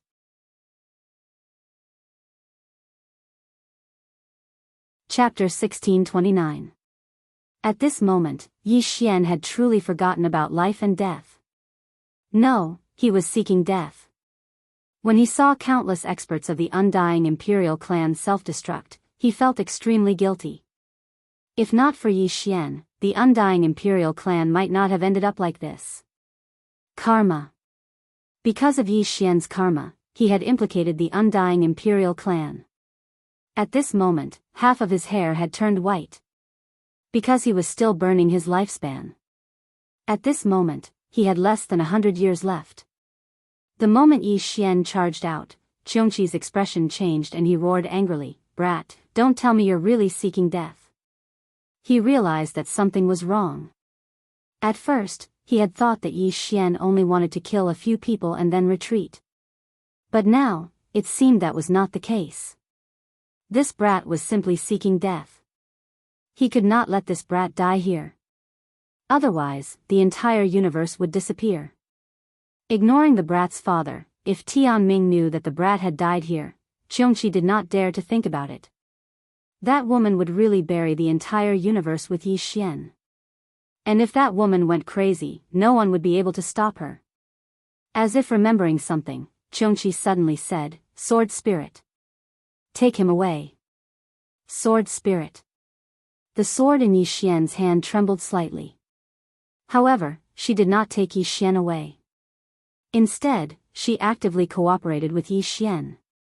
Seeing this, Qiongqi roared angrily, "What are you doing?" In the distance, Yi Xian slashed down with his sword. Qi. Su Wuxin, who was in the lead, was pushed back several thousand zhang. The instant Su Wuxin retreated, Yi Xian slashed out with his sword again. Qi. A bloody head flew into the air. Mortal Extinguisher Realm Expert. Yi Xian brandished his sword as fast as lightning.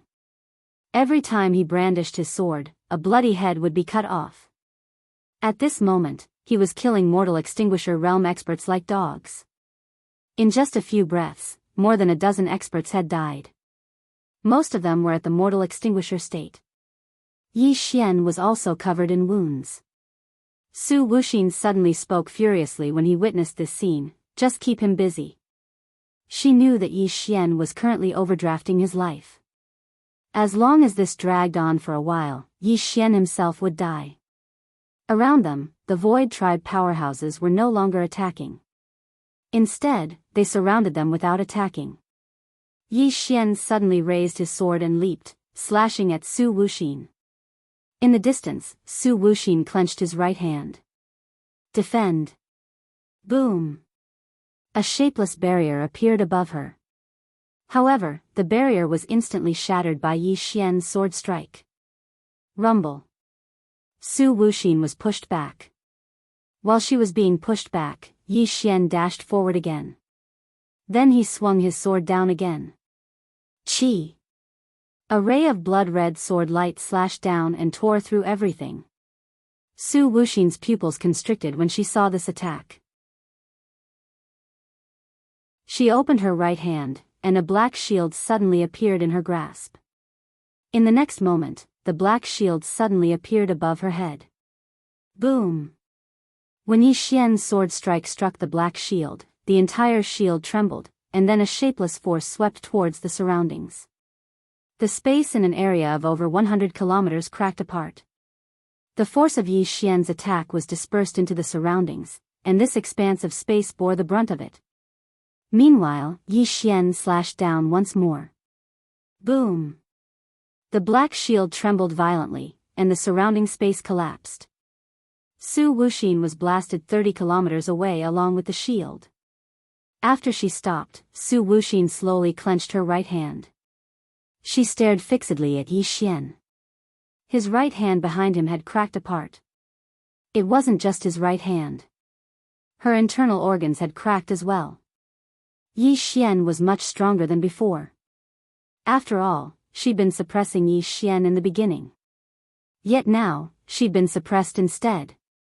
Meanwhile, the Void Tribe experts in the surroundings were about to attack when Su Wuxin suddenly said, "Stand down."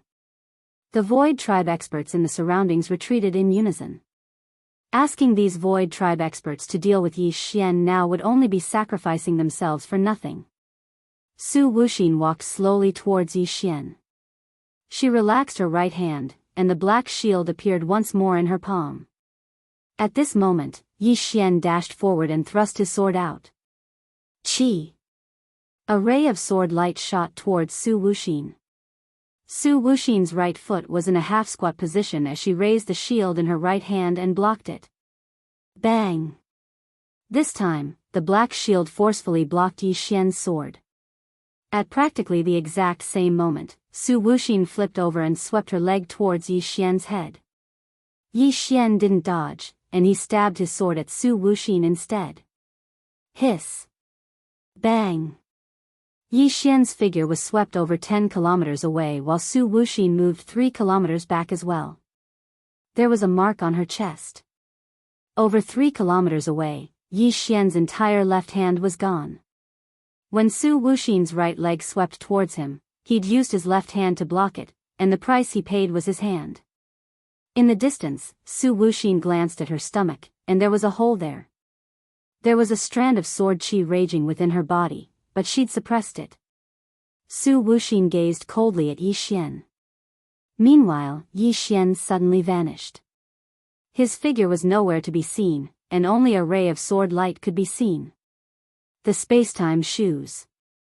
Su Wuxin's pupils constricted when she saw Yi Xian's sword slash towards her, and she immediately placed the black shield in front of her. Bang! A ray of blood-red light exploded apart, and then the black shield instantly shattered while Su Wuxin was blasted flying. Even Su Wuxin couldn't endure the strength of Yi Xian's attack. Meanwhile, Yi Xian charged forward again. Obviously, he intended to kill Su Wuxin first. Su Wuxin's eyes flashed ferociously. Let's see how long you can last. As soon as she finished speaking, she vanished on the spot like a bolt of lightning. Hiss! Space was torn apart. Su Wuxin chose to fight Yi Xian head-on. Because she realized that defending would only put her in a more passive position. Su Wuxin slammed her fist forward, and light flickered on her fist. The space where Su Wuxin's fist descended was transformed into a huge dent, and the ray of light within the dent was distorted. Rumble. As an explosion rang out, the space around the two of them turned into nothingness at this moment. At this moment, the entire undying world started to shatter. Actually, the entire undying world was already in pieces. When the Undying Emperor clan's experts had self-destructed, they had heavily damaged the world. Therefore, the world could no longer endure Su Wuxin and Yi Xian's power. The entire undying world was crumbling and being destroyed.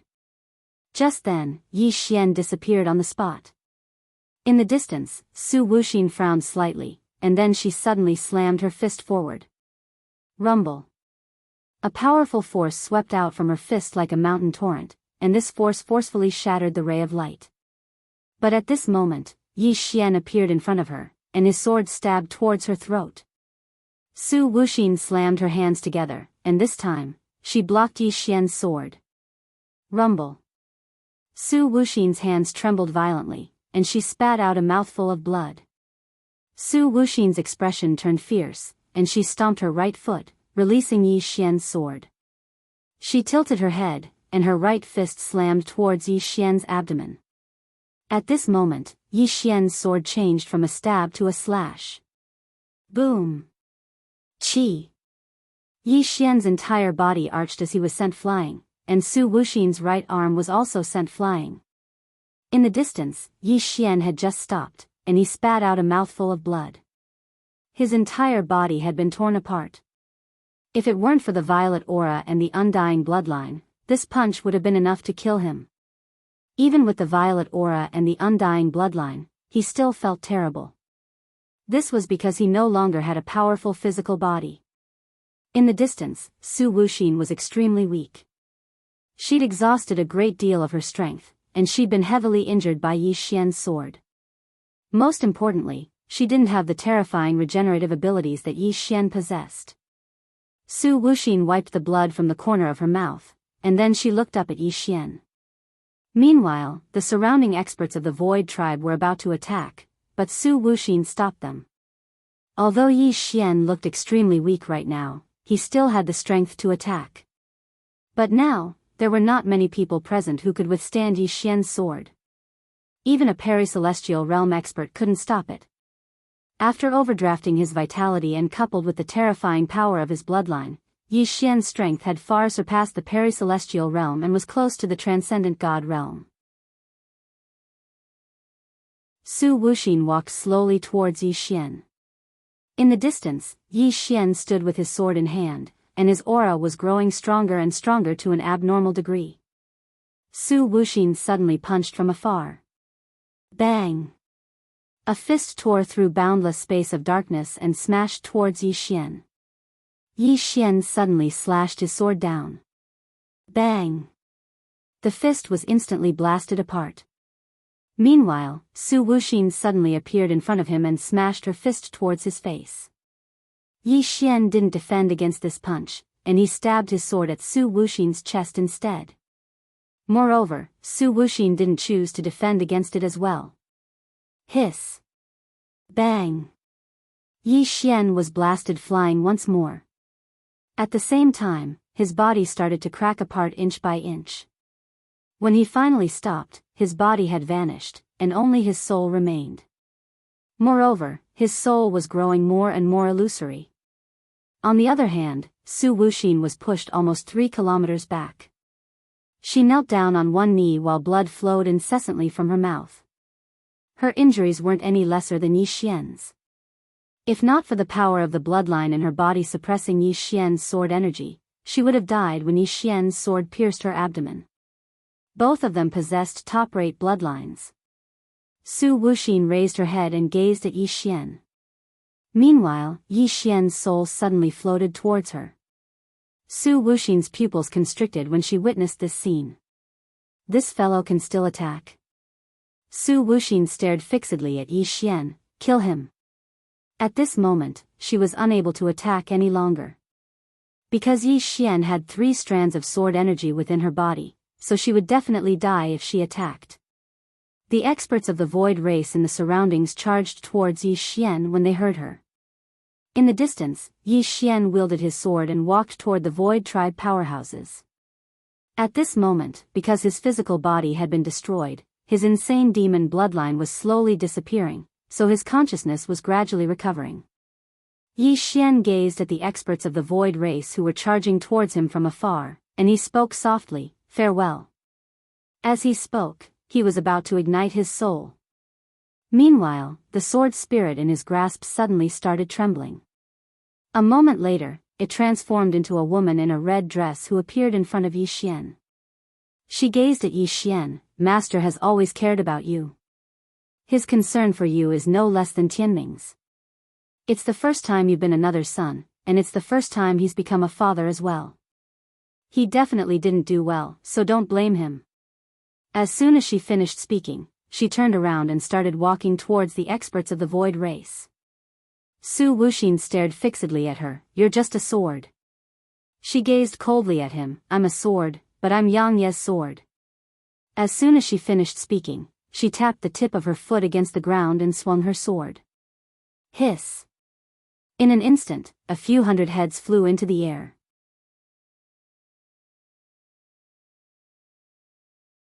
Chapter 1630. All the experts of the Void tribe were stunned when they witnessed this scene. Including Su Wuxin, who led the group. There weren't just mortal shattering realm experts amongst them, there were even mortal extinguisher realm experts. All of them had been instantly killed with just a single strike. Instantly killed.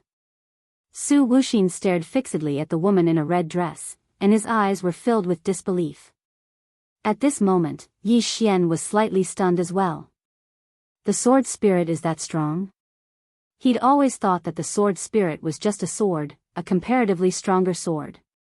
However, he hadn't expected that she would actually be so strong. She's probably on the verge of attaining the over-god realm. As if he'd thought of something, Yi Xian shook his head and laughed bitterly. "I'm truly too stupid. How could my father's sword be weak?" All the experts of the Void tribe stared fixedly at the sword spirit in the distance, and their eyes were filled with fear. The sword spirit's strength had terrified them. Meanwhile, Su Wuxin suddenly said, "Retreat. Retreat. The experts of the Void tribe retreated explosively when they heard Su Wuxin. After all, the sword spirit wasn't the only one here. Little Mu was here as well. Once that little girl withdrew, she would be the nightmare of the Void tribe. It didn't take long for the experts of the Void tribe to retreat into the world of nothingness. The sword spirit didn't pursue them. She turned around and walked over to Yi Xian. She gazed at Yi Xian and said, "You have to rely on yourself." As she spoke, she gazed at Xiong Qi. "Let's go." Xiong Qi hesitated for a moment before nodding. The sword spirit and Xiong Qi left. Yi Xian suddenly said, "You were able to save the members of the Undying Imperial clan just now, right?" The sword spirit stopped moving. "That's what you should protect, not me. Remember, it's impossible for someone to help you forever. Especially now. Besides the 3 swords, anyone who helps you might die. You must remember that." As soon as she finished speaking, she vanished into the starry sky with Xiong Qi. Yi Xian fell silent. Xiong Qi said, "Are you really not going to help him?" The sword spirit gazed into the distance. "I can help him now, but can I help him forever?" Xiong Qi hesitated for a moment and said, "He can't deal with them right now." The sword spirit turned to look at Xiong Qi. "It's time for him to grow up." Xiong Qi shook his head. "The price is too high." The sword spirit softly said, "The price of growth is cruel. If he doesn't grow up, more people will die in the future." Xiong Qi sighed softly and did not say anything else. Undead world. At this moment, the undying world was already pitch black. The undying realm no longer existed. Yi Xian stood where he was, all alone, looking abnormally frail. Dead. Yi Xian stood rooted to the ground, his eyes glazed over. Higashi Yasushi was dead. Countless experts of the Undying Imperial clan had died. Jing Dongli, Zhan Dongli, Zhua Dongli. After a long time, Yi Xian looked at his own hands. He had originally thought that by rushing back, he would be able to save the Undying Emperor clan. However, he was wrong. He was gravely mistaken. He couldn't save anyone. Not only could no one save him, but he also needed someone else to save him. Without Qing Er and his father, he couldn't protect anyone. After a long time, Yi Xian slowly closed his eyes. "I'm sorry. I'm sorry," self-blame. Guilt. Heartache. At this moment, he realized that most of the time, death was much more comfortable than living. After a long time, Yi Xian opened his eyes. He respectfully bowed to the crowd, then turned around and left. Revive the Undying Imperial clan. Green City, Yi family, Ancestral Hall. Ancestors, Yi Xian has no talent, no virtue. From now on, Yi Xian's position as crown prince will be replaced by Yi Lang. The one who spoke was an old man dressed in black robes. Not far behind the old man stood a youth. The youth had a faint smile on his face. This person was Yi Lang. On both sides were the Yi family elders. "Why?" At this moment, a timid voice suddenly rang out in the ancestral hall. Everyone turned to look and saw a little girl standing at the door. She was about 12 or 13 years old, and her hands were tightly gripping the hem of her skirt. Her face had a sickly pallor, and she looked a little weak. There was even a trace of fear in her eyes. This little girl was called Yi Ling. She was Yi Xian's younger sister. When she heard that the family wanted to depose Yi Xian, she ignored her illness and rushed over. The black-robed old man frowned. "Yi Ling, what are you doing?" The little girl called Yi Ling bowed to the people in the ancestral hall. She said timidly, "Great elder, my brother Yi Xian is a crown prince. Why did you cripple him for no reason?" The great elder looked coldly at Yi Ling. "This is a family matter. What are you interrupting for? Leave." Yi Ling was clearly a little fearful. She did not dare to look the great elder in the eye, but she did not leave. Instead, she mustered up her courage and walked into the ancestral hall. She bowed to the elders on both sides of the hall and said, elders, my brother is currently fighting with the Li family for the mining rights of the mine in Nanshan. He is now fighting for the family, and it is unknown whether he is alive or dead. However, the family has used a groundless excuse to remove his position as the crown prince. Impudent. The great elder suddenly raged. Whether he's crippled or not, it's not up to a little girl like you to decide. Men, drag her away. At this time, the new crown prince, Yi Lang, suddenly laughed. He should be flogged 30 times as a warning to others. The great elder replied coldly, then flog him 30 times. Very quickly, 2 Yi family guards rushed in. Yi Ling clenched her fists. She said angrily, "This is unfair. My brother has risked his life for the family for so many years. Even now, he's fighting for the family. The family is unfair to him." One of the guards glanced at the new crown prince, Yi Lang. He knew that this was his chance to shine. The guard sneered. Young Master Yi Lang inherits the title of crown prince. It's everyone's wish. What are you yelling about? As he spoke, he raised his hand and slapped Yi Ling's face. Slap. A crisp slap sounded. Yi Ling's right cheek instantly turned red and swollen. However, she did not cry. She only held her cheek tightly. Yi Lang looked at the guard and smiled. What's your name? The guard hurriedly bowed. This subordinate, Jianghu, greets the crown prince. Yi Lang nodded. You're not bad. After I become the crown prince, I need 10 guards. You can be my guard from now on. Hearing this, Jianghu was overjoyed. He hurriedly bowed deeply. This subordinate will go through fire and water for the crown prince. I'm willing to die 1,000 deaths. Yi Lang nodded. Drag him away. This person is causing trouble in the ancestral hall. Do not hold back. Understood. Jianghu glanced at Yi Lang. When he saw the killing intent in Yi Lang's eyes, he understood. He immediately grabbed Yi Ling's hair and dragged her out. At this time, Jianghu seemed to have seen something and stopped. Within the ancestral hall, everyone turned their heads to look outside. Not far from the ancestral hall, a young man was walking towards the ancestral hall. He was wearing a tight-fitting robe that was tattered and covered in blood. This person was Yi Xian, who had rushed back from Nanshan. Seeing Yi Xian, Yi Lang's lips curled into a cold smile. Inside the ancestral hall, all the elders frowned. The great elder narrowed his eyes. His face was dark and gloomy. No one knew what he was thinking. From afar, when Yi Xian saw Jianghu dragging Yi Ling, his face turned savage. Who gave you the guts to touch my sister? When Jianghu saw Yi Xian, his face changed. He quickly looked at Yi Lang and was about to speak. At this time, Yi Xian leaped in front of him like a ferocious tiger. Before the latter could react, Yi Xian's fist landed on his face. Pung! Jianghu felt dizzy, and he stumbled and fell. Yi Lang did not stop there. He charged towards Jianghu again. At this time, Yi Lang suddenly roared, Yi Xian, he's my man. How dare you? Yi Xian suddenly stepped on Jianghu's chest. Pooh! Jianghu spat out a mouthful of blood. Seeing this, Yi Lang's face turned ugly.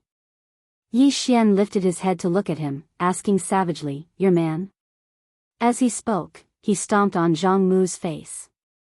Jianghu's face turned into a bloody mess, as he screamed, Prince, save me. Yi Xian did not care about Jianghu, as he walked to Yi Ling's side. Seeing Yi Ling's state, Yi Xian felt as though his heart was being sliced apart. He clenched his fists, and his entire body trembled.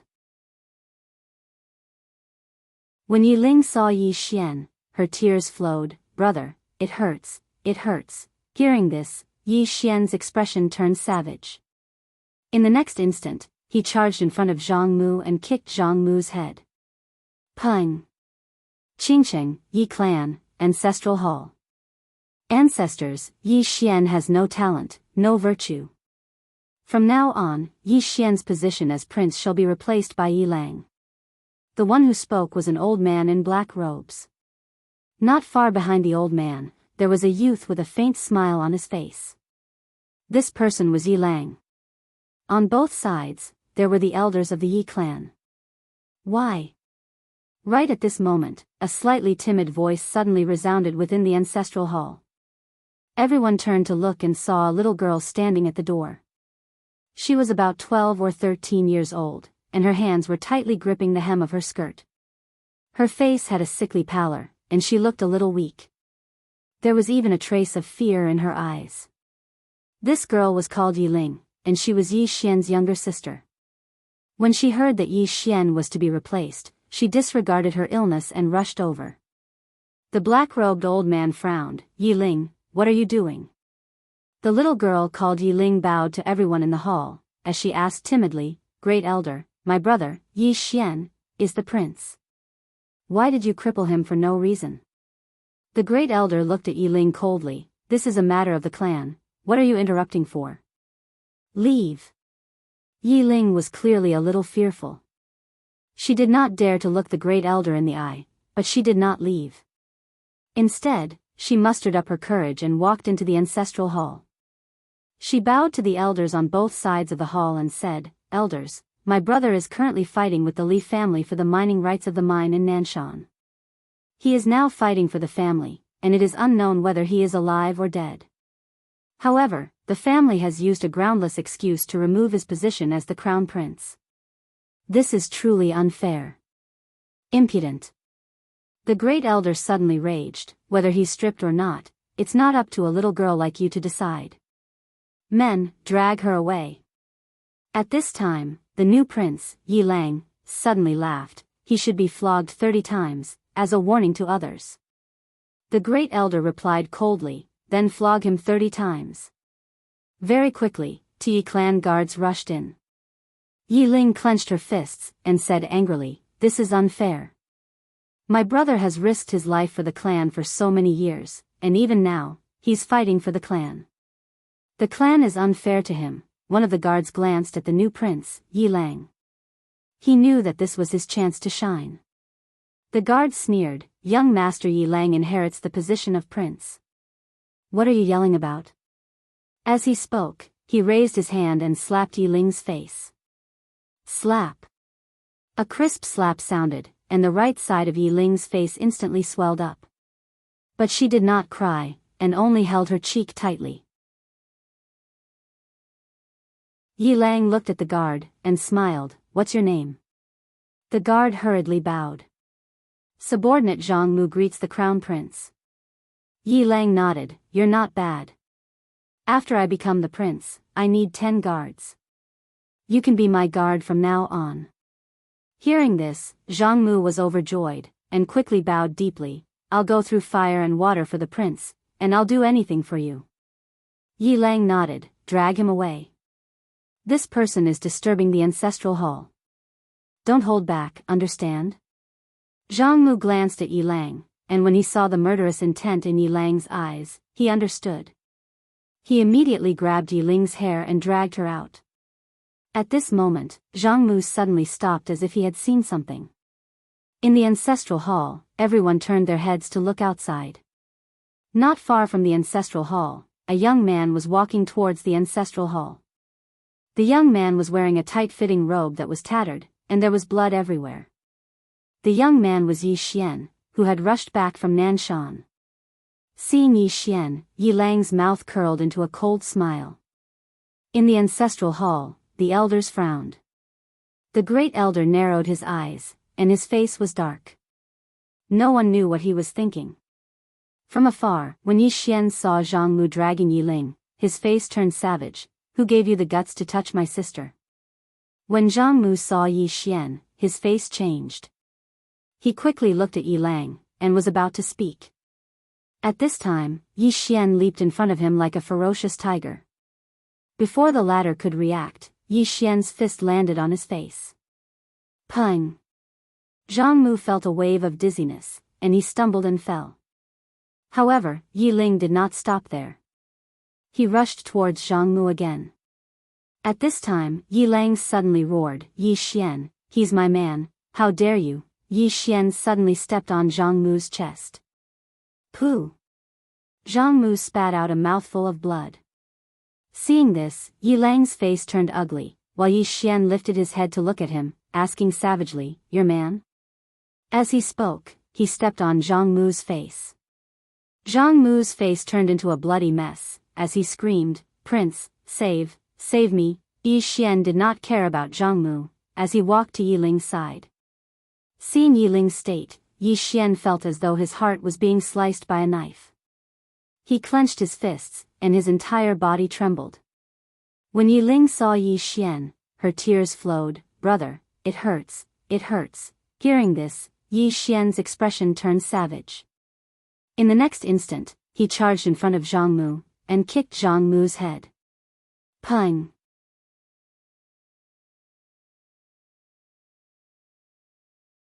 Chapter 1631. In the starry sky, the woman's voice rumbled like thunder and didn't disperse for a long time. Dao Yi. The woman in white was the former leader of all the laws. And the woman in black was the second strongest law of destiny, Ah Ming. Dao Yi chuckled, "Ah Ming, I don't understand. You're a law of destiny, so why don't you have any thoughts of controlling your own destiny? Master is dead, and you've escaped his control. Isn't that a good thing?" Ah Ming clenched her right hand and said ferociously, "Bitch, did Master ever mistreat you?" Dao Yi shook her head, "No. He was very good to me. He was the person who treated me the best in the world." Ah Ming roared, "Then why did you join forces with the other dimensional people to kill him? Has your conscience been eaten by dogs?" Dao Yi smiled, "Let's not talk about this, all right?"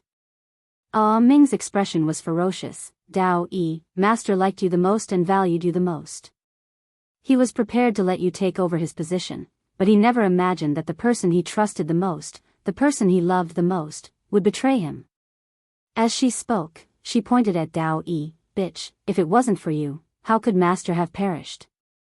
As soon as she finished speaking, she suddenly blasted her fist forward. Bang! In an instant, the starry sky was covered in strange runes. Grand Tao Laws. This punch contained boundless Grand Tao Laws, and it could easily destroy a universe in the outside world. In the distance, Dao Yi's expression was calm as she slowly stretched out her right hand and pressed it down. The starry sky seemed to freeze, and in the next moment, the strange runes gradually turned illusory before vanishing. Right at this moment, a strange scene appeared in the surrounding space, and the strange runes that had vanished suddenly reappeared in the starry sky. Time was reversed. Time had been reversed to 3 breaths of time ago. All the runes suddenly converged to form a huge runic fist, and it instantly blasted towards Dao Yi. Dao Yi's expression was still calm as she pointed forward with her finger. Bang! As soon as her finger descended, the runic fist instantly vanished. But in the next moment, time flowed backward once more, and the runic fist appeared once more. Not only that, but before Dao Yi could even make a move, the runic fist had already landed on her body. Boom! Dao Yi's body trembled in fear and became a little more illusory. It wasn't his main body. This was not her real body. Dao Yi turned her head and saw a woman standing a few hundred feet to her right.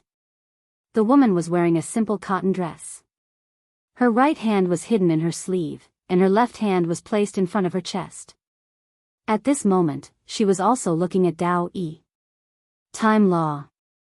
Among the 9 great laws, it was ranked 3rd.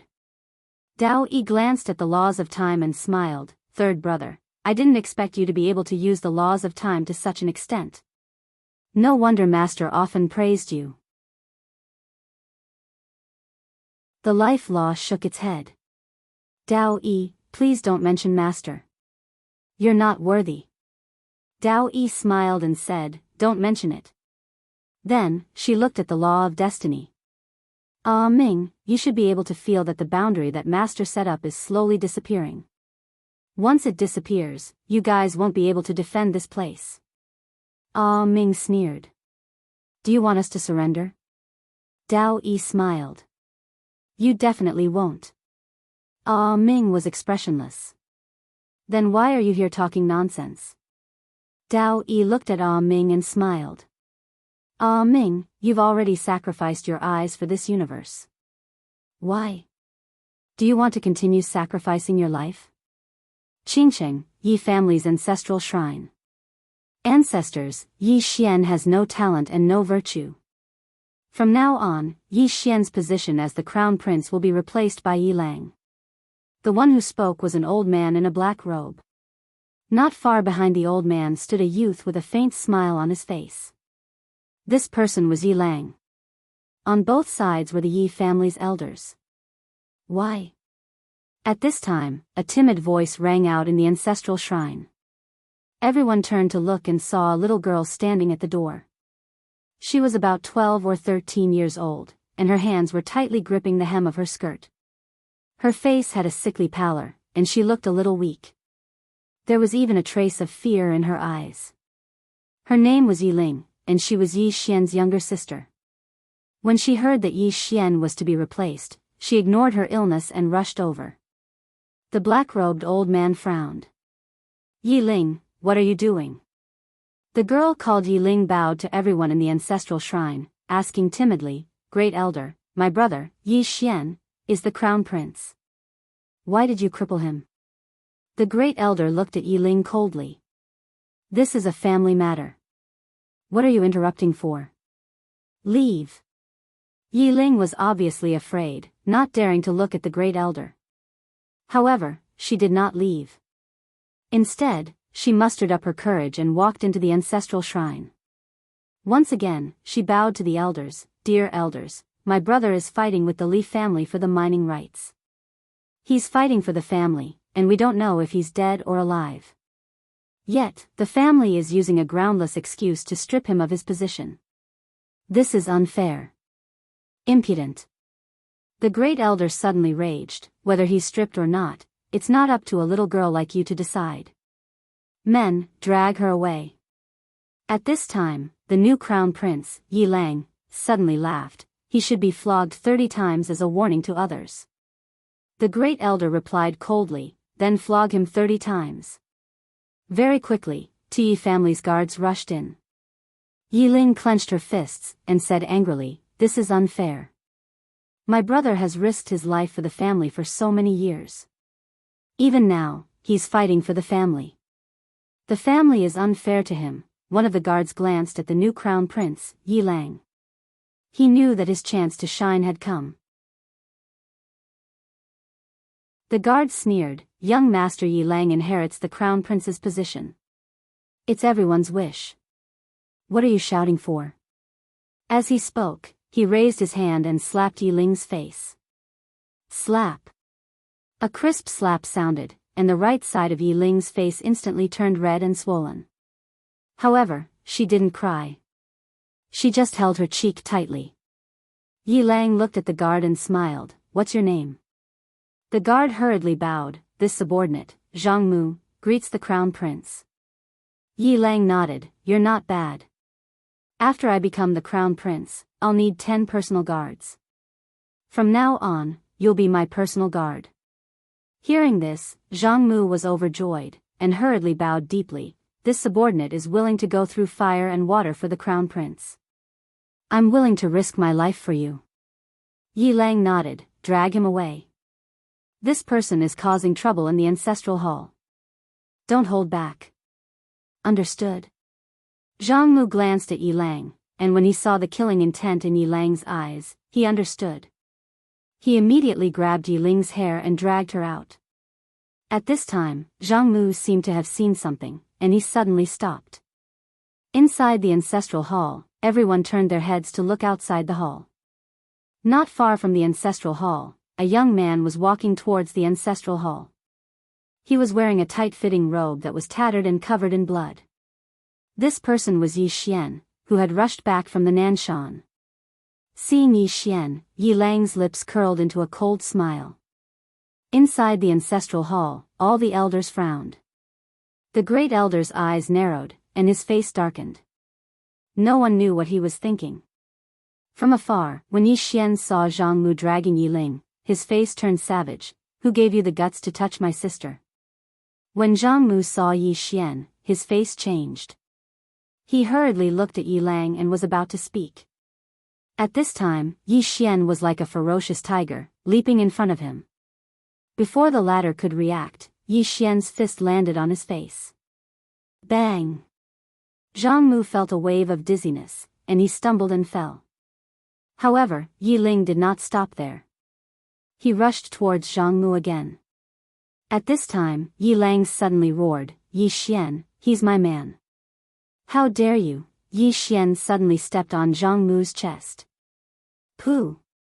Jianghu spat out a mouthful of blood. Seeing this, Yi Lang's face turned ugly.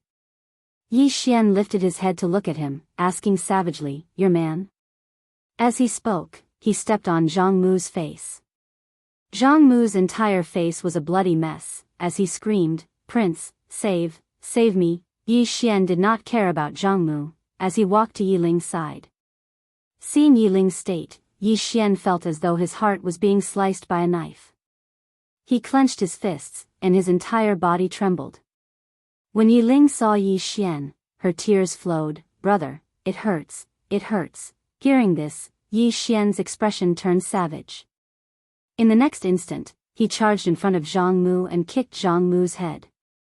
Pung! Qingcheng, Yi Clan, Ancestral Hall. Ancestors, Yi Xian has no talent, no virtue. From now on, Yi Xian's position as prince shall be replaced by Yi Lang. The one who spoke was an old man in black robes. Not far behind the old man, there was a youth with a faint smile on his face. This person was Yi Lang. On both sides, there were the Yi clan elders. Why? Right at this moment, a slightly timid voice suddenly resounded within the ancestral hall. Everyone turned to look and saw a little girl standing at the door. She was about 12 or 13 years old, and her hands were tightly gripping the hem of her skirt. Her face had a sickly pallor, and she looked a little weak. There was even a trace of fear in her eyes. This girl was called Yi Ling, and she was Yi Xian's younger sister. When she heard that Yi Xian was to be replaced, she disregarded her illness and rushed over. The black-robed old man frowned. "Yi Ling, what are you doing?" The girl called Yi Ling bowed to everyone in the hall, as she asked timidly, "Great elder, my brother, Yi Xian, is the prince. Why did you cripple him for no reason?" The great elder looked at Yi Ling coldly. "This is a matter of the clan. What are you interrupting for? Leave." Yi Ling was clearly a little fearful. She did not dare to look the great elder in the eye, but she did not leave. Instead, she mustered up her courage and walked into the ancestral hall. She bowed to the elders on both sides of the hall and said, "Elders, my brother is currently fighting with the Li family for the mining rights of the mine in Nanshan. He is now fighting for the family, and it is unknown whether he is alive or dead. However, the family has used a groundless excuse to remove his position as the crown prince. Impudent." The great elder suddenly raged. "Whether he's crippled or not, it's not up to a little girl like you to decide. Men, drag her away." At this time, the new prince, Yi Lang, suddenly laughed. "He should be flogged 30 times as a warning to others." The great elder replied coldly, "Then flog him 30 times. Very quickly, Yi clan guards rushed in. Yi Ling clenched her fists, and said angrily, "This is unfair. My brother has risked his life for the clan for so many years, and even now, he's fighting for the clan. The clan is unfair to him." One of the guards glanced at the new prince, Yi Lang. He knew that this was his chance to shine. The guard sneered, "Young Master Yi Lang inherits the title of prince. What are you shouting about?" As he spoke, he raised his hand and slapped Yi Ling's face. Slap! A crisp slap sounded, and the right side of Yi Ling's face instantly swelled up. However, she did not cry, and only covered her cheek tightly. Yi Lang looked at the guard, and smiled. "What's your name?" The guard hurriedly bowed. "Subordinate Jianghu greets the prince." Yi Lang nodded. "You're not bad. After I become the prince, I'll need 10 guards. From now on, you'll be my guard." Hearing this, Jianghu was overjoyed, and hurriedly bowed deeply. I'll go through fire and water for the prince, and I'll do anything for you. Yi Lang nodded. Drag him away. This person is causing trouble in the ancestral hall. Don't hold back, understand? Jianghu glanced at Yi Lang, and when he saw the murderous intent in Yi Lang's eyes, he understood. He immediately grabbed Yi Ling's hair and dragged her out. At this moment, Jianghu seemed to have seen something, and suddenly stopped. In the ancestral hall, everyone turned their heads to look outside. Not far from the ancestral hall, a young man was walking towards the ancestral hall. The young man was wearing a tight-fitting robe, and the robe was tattered, and there was blood everywhere. The young man was Yi Xian, who had rushed back from Nanshan. Seeing Yi Xian, Yi Lang's mouth curled into a cold smile. In the ancestral hall, the elders frowned. The great elder narrowed his eyes, and his face was dark. No one knew what he was thinking. From afar, when Yi Xian saw Jianghu dragging Yi Ling, his face turned savage. Who gave you the guts to touch my sister? When Jianghu saw Yi Xian, his face changed. He hurriedly looked at Yi Lang, and was about to speak. At this time, Yi Xian was like a ferocious tiger, and before the latter could react, Yi Xian's fist landed on his face. Pung! Jianghu felt a wave of dizziness, and he stumbled and fell. Yi Lang did not stop there, and he charged towards Jianghu again. At this time, Yi Lang suddenly roared, Yi Xian, he's my man, how dare you? Yi Xian suddenly stepped on Jianghu's chest. Pooh! Jianghu spat out a mouthful of blood. Seeing this, Yi Lang's face turned ugly, while Yi Xian lifted his head to look at him, asking savagely, your man? As he spoke, he stomped down on Jianghu's face. Jianghu's face turned into a bloody mess, as he screamed, Prince, save me. Yi Xian did not care about Jianghu, as he walked to Yi Ling's side. Seeing Yi Ling's state, Yi Xian felt as though his heart was being sliced by a knife. He clenched his fists, and his entire body trembled. When Yi Ling saw Yi Xian, her tears flowed, brother, it hurts, it hurts. Hearing this, Yi Xian's expression turned savage. In the next instant, he charged in front of Jianghu, and kicked Jianghu's head. Pung!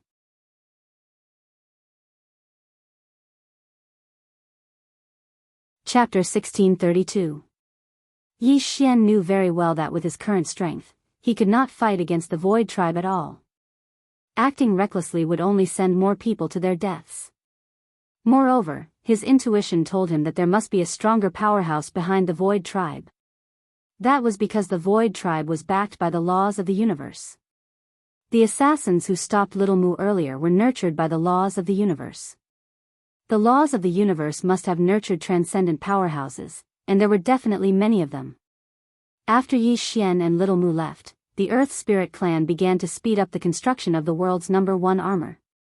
At that moment, they also knew about the existence of the Void Tribe. The Void Tribe's target was not just the Undying Emperor clan and the Fifth Dimension, but the entire universe. The Void Tribe would not let go of anything that they could devour.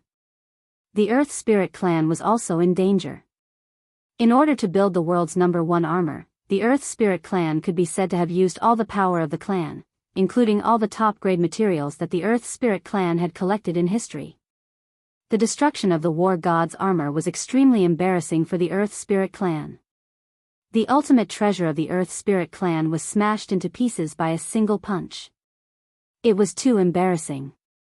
Therefore, in order to build the world's #1 armor, the Earth Spirit clan could be said to have used all the top-grade materials of the Earth Spirit clan. Not only that, but in order to build the world's #1 armor, the Earth Spirit clan even invited some ancestors of the Earth Spirit clan. Little Mu brought Yi Xian to an unknown sea. In this endless sea, there was a small island. When they landed on the island, Yi Xian saw the tree in his memory. The tree stood in the middle of the island, surrounded by endless sea. Yi Xian walked to the tree.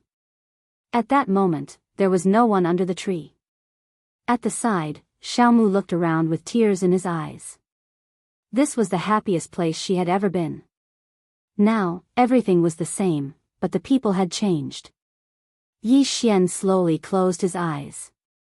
Why was God Yi killed by the laws of the universe back then? He had been thinking about this question. However, he could not understand it no matter how he thought about it. Logically speaking, God Yi could create the laws of the universe, so his strength must have far surpassed the laws of the universe. How could he be killed by his own creation? Could there be an enemy? At this point, Yi Xian raised his head and looked into the depths of the starry sky. There were 3 possibilities for God Ye's fall. The first possibility was that God Yi was really killed by the universal laws. The universal laws were superior to the universal laws. They didn't want to be controlled by God Yi, so they killed God Yi. The second possibility was that God Yi had some sinister plot and took the initiative to reincarnate. The third possibility was that there was a powerful external enemy who joined forces with the universal laws to kill God Yi. All 3 possibilities were possible. Since God Yi could create the law of the universe, he must be able to create something else. At this thought, Yi Xian opened his eyes and looked around. However, there was nothing but seawater around him. At this moment, footsteps sounded behind them. Xiaomu turned around abruptly and saw a woman in a white dress walking towards her slowly. Seeing this woman in white, Xiaomu's expression turned extremely solemn. Of course, she knew this woman. Dao Yi. The first law of the universe. Yi Xian knew this woman as well. She was Dao Yi who loved to read books. Dao Yi looked at Yi Xian and smiled. Should I call you Yi Xian or God Yi? Yi Xian replied, Yi Xian. Dao Yi smiled. That's true. Now, Green City, Yi Clan, Ancestral Temple. Ancestors, Yi Xian has no talent and no virtue. From now on, Yi Xian's position as the crown prince shall be removed and Yi Lang shall take over. The one who spoke was an old man in a black robe. Not far behind the old man stood a young man with a faint smile on his face. That person was none other than Yi Lang. On both sides were the Yi clan's elders. Why? At this moment, a timid voice was suddenly heard in the ancestral temple. Everyone turned to look and saw a little girl standing at the door. She was about 12 or 13 years old, and her hands were tightly gripping the hem of her skirt. Her face had a sickly pallor, and she looked a little weak. There was even a trace of fear in her eyes. The little girl's name was Yi Ling. She was Yi Xian's younger sister. When she heard that the clan wanted to remove Yi Xian from his position, she rushed over despite her illness. The black-robed old man frowned. Yi Ling, what are you doing? The little girl named Yi Ling bowed to the people in the ancestral temple and said timidly, Grand Elder, my brother Yi Xian is the crown prince. Why did you cripple him? The Grand Elder looked at Yi Ling coldly. This is a family matter. Why are you interrupting? Leave. Yi Ling was obviously afraid and did not dare to look at the Grand Elder. However, she did not leave. Instead, she mustered up her courage and walked into the ancestral temple. She bowed to the elders on both sides and said, Dear elders, my brother is fighting with the Li clan for the rights to the mine. He is fighting for the clan, and his life is uncertain. Yet, the clan is using a groundless excuse to strip him of his position. This is really unfair. Impudent. The Grand Elder suddenly raged, whether he's crippled or not, it's not up to a little girl like you to decide. Men, drag her away. At this time, the new crown prince, Yi Lang, suddenly laughed. He should be flogged 30 times as a warning to others. The Grand Elder replied coldly, then flog him 30 times. Very quickly, Yi clan's guards rushed in. Yi Ling clenched her fists and said angrily, This is unfair. My brother has risked his life for the clan for so many years.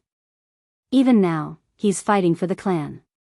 The clan is unfair to him. One of the guards glanced at the new crown prince, Yi Lang. He knew that this was his chance to shine. The guard sneered, Young Master Yi Lang inherits the position of crown prince. What are you yelling about?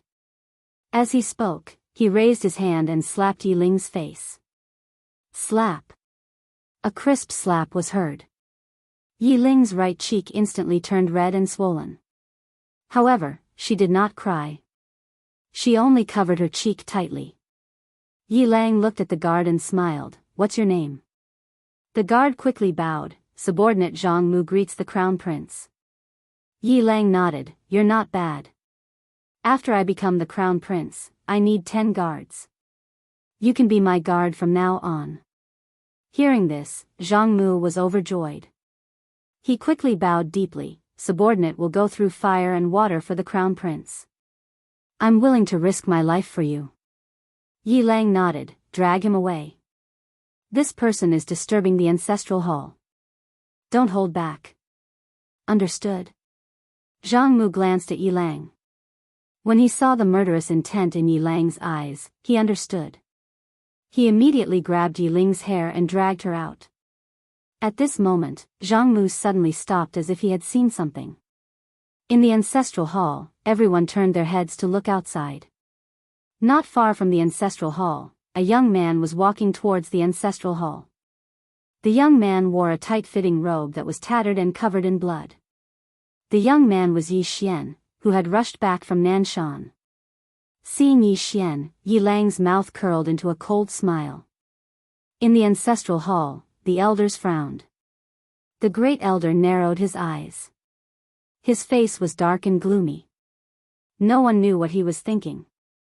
From afar, when Yi Xian saw Jianghu dragging Yi Ling, his face turned savage.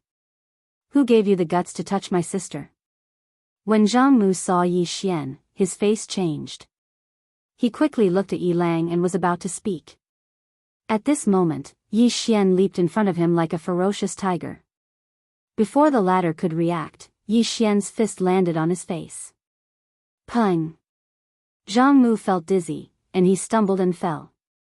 Yi Lang did not stop there. He charged at Jianghu again. At this time, Yi Lang suddenly roared, Yi Xian, he's my man. How dare you? Yi Xian suddenly stepped on Jianghu's chest. Pooh! Jianghu spat out a mouthful of blood. Seeing this, Yi Lang's face turned ugly. Yi Xian lifted his head to look at him, asking savagely, your man? As he spoke, he stomped on Jianghu's face. Jianghu's face turned into a bloody mess, as he screamed, Prince, save me. Yi Xian did not care about Jianghu, as he walked to Yi Ling's side. Seeing Yi Ling's state, Yi Xian felt as though his heart was being sliced apart. He clenched his fists, and his entire body trembled. When Yi Ling saw Yi Xian, her tears flowed. Brother, it hurts, it hurts. Hearing this, Yi Xian's expression turned savage. In the next instant, he charged in front of Jianghu and kicked Jianghu's head. Pung! Qingcheng, Yi Clan, Ancestral Hall. Ancestors, Yi Xian has no talent, no virtue. From now on, Yi Xian's position as prince shall be replaced by Yi Lang. The one who spoke was an old man in black robes. Not far behind the old man, there was a youth with a faint smile on his face. This person was Yi Lang. On both sides, there were the Yi clan elders. Why? Right at this moment, a slightly timid voice suddenly resounded within the ancestral hall. Everyone turned to look and saw a little girl standing at the door. She was about 12 or 13 years old, and her hands were tightly gripping the hem of her skirt. Her face had a sickly pallor, and she looked a little weak.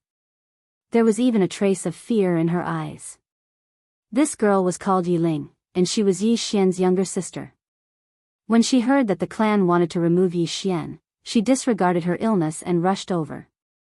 The black-robed old man frowned. Yi Ling, what are you doing? The girl called Yi Ling bowed to everyone in the hall, as she asked timidly, Great Elder, my brother, Yi Xian, is the prince.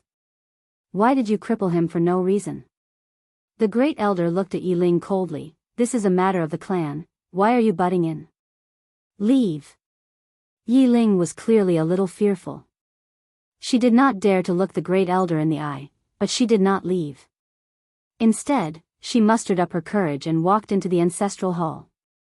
She bowed to the elders on both sides of the hall and said, Elders, my brother is currently fighting with the Li family for the mining rights of the mine in Nanshan. He is now fighting for the family, and it is unknown whether he is alive or dead.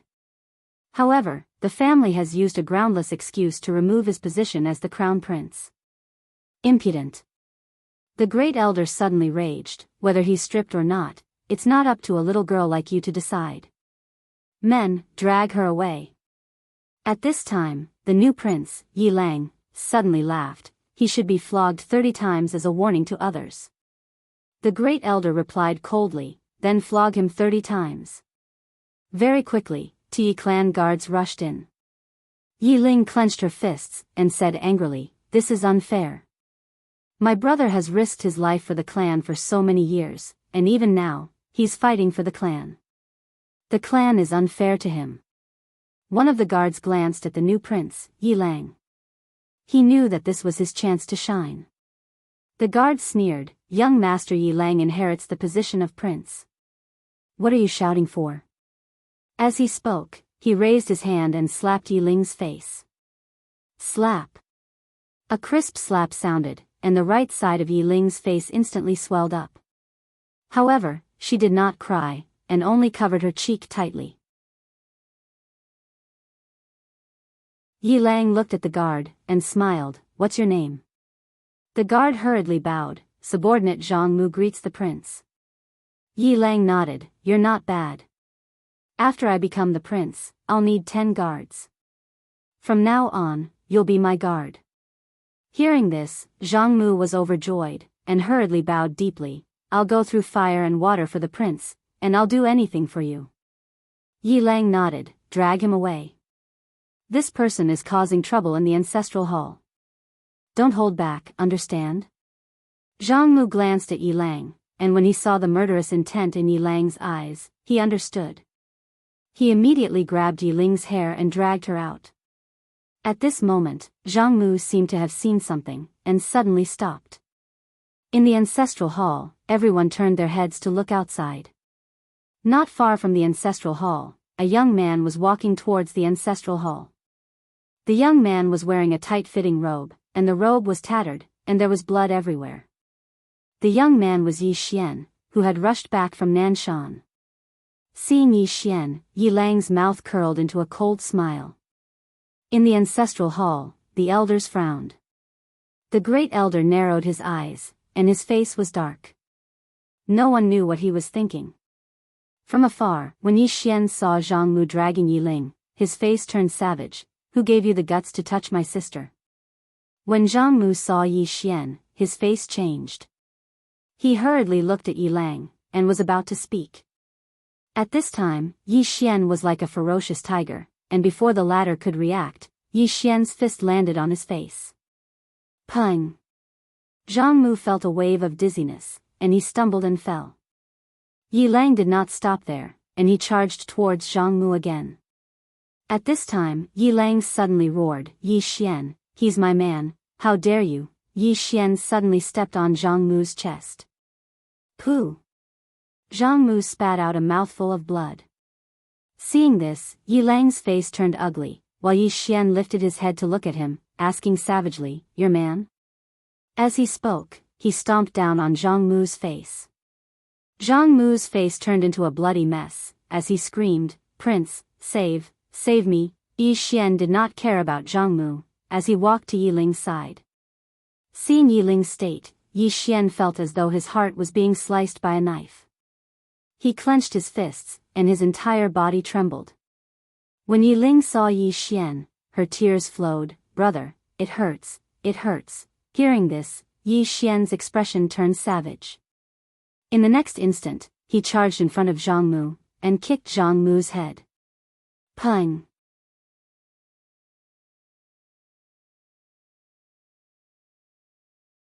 Chapter 1633. After a long time, Dao Yi suddenly laughed. "You're so silly." She put away the letter as she spoke. When she turned around to look at Yi Xian, the tears on her face had disappeared, and she had returned to normal. Dao Yi looked at Yi Xian, "Follow me." Then, she turned around and left. When Yi Xian was about to leave, Xiaomu suddenly pulled Yi Xian and pointed at a box above her head. Yi Xian gently rubbed Xiao Mu's head and looked at the box. Come down. The box fell in front of Xiao Mu, and she opened it. Inside the box was an ancient book. On the cover of the book, there were 4 big words, soul-chasing murder. It was a martial art. Xiao Mu looked at Yi Xian, and Yi Xian smiled. It's for you. At this time, Dao Yi suddenly said, this is the strongest assassination technique in the world. If she learns it, she will be a great threat to the laws of the universe. Under the laws of the universe, almost no one can resist it. Then, she turned to look at Xiao Mu and smiled. Master still loves you very much. Xiao Mu looked at Dao Yi coldly, and then kept the ancient book. Dao Yi suddenly put her fingers together, and the space in front of them turned into a strange vortex. She brought Yi Xian and Xiao Mu into it. As soon as the 3 of them entered, they arrived at an unknown starry sky. The starry sky was silent, and the starry sky was dim, and it was a little oppressive. Dao Yi walked into the distance. Xiao Mu looked around, and she was a little curious and confused. At this time, Dao Yi smiled. This is the place where Master used to live, and now it's deserted. Yi Xian looked at Dao Yi, and he didn't say anything. Dao Yi smiled. You must be curious about what I want you to do. Don't worry, it's not something that will make things difficult for you. Yi Xian said in a deep voice, you want that alien to come in? Dao Yi nodded. Yes. Yi Xian was puzzled. Why? The corners of Dao Yi's mouth lifted. I can't tell you for the time being. Yi Xian did not ask any further. Not long after, Dao Yi brought Yi Xian and Xiao Mu to a palace. In front of the palace, there was a statue that was almost 100 zhang tall. The statue was holding a sword in front of its chest. Dao Yi said with smile, a Vichy swordsman is the guardian of this place. Do you know? Before I saw the swordsman behind you, I always thought that the Avicii swordsman was the ceiling of swordsmanship.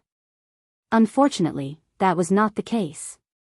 Just like the old saying goes, no matter how strong you are, there's always someone stronger.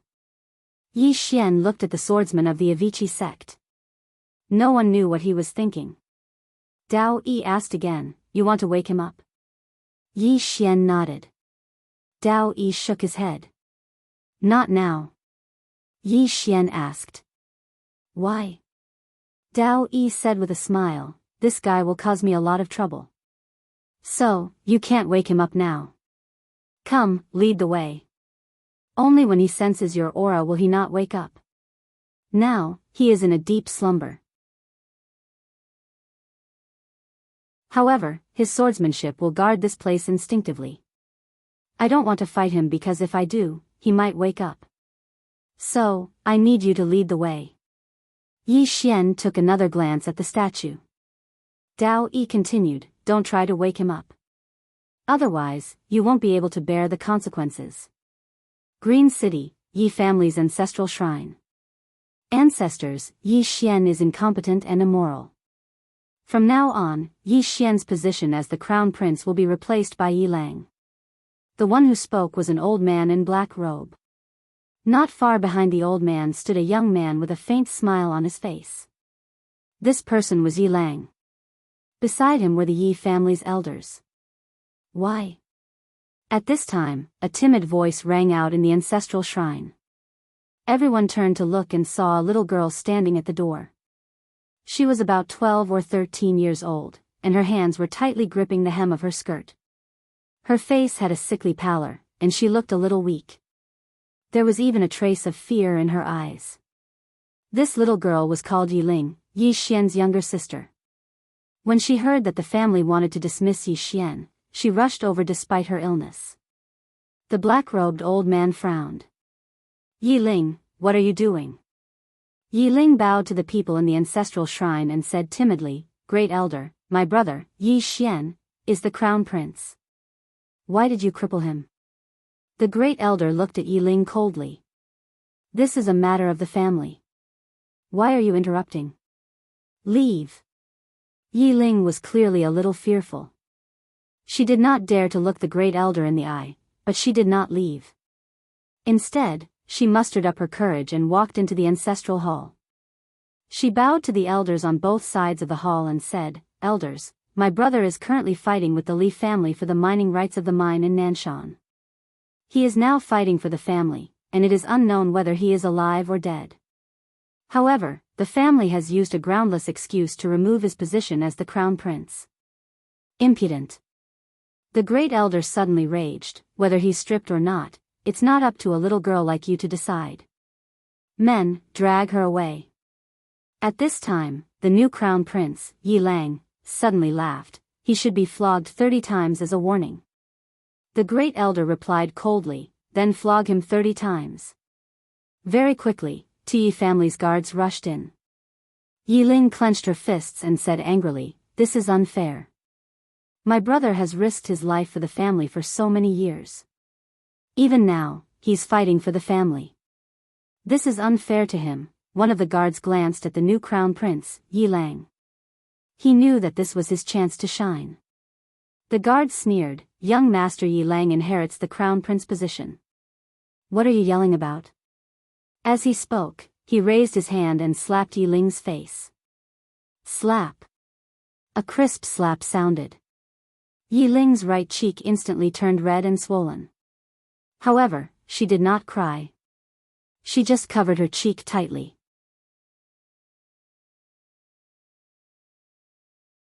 Yi Lang looked at the guard and smiled, "What's your name?"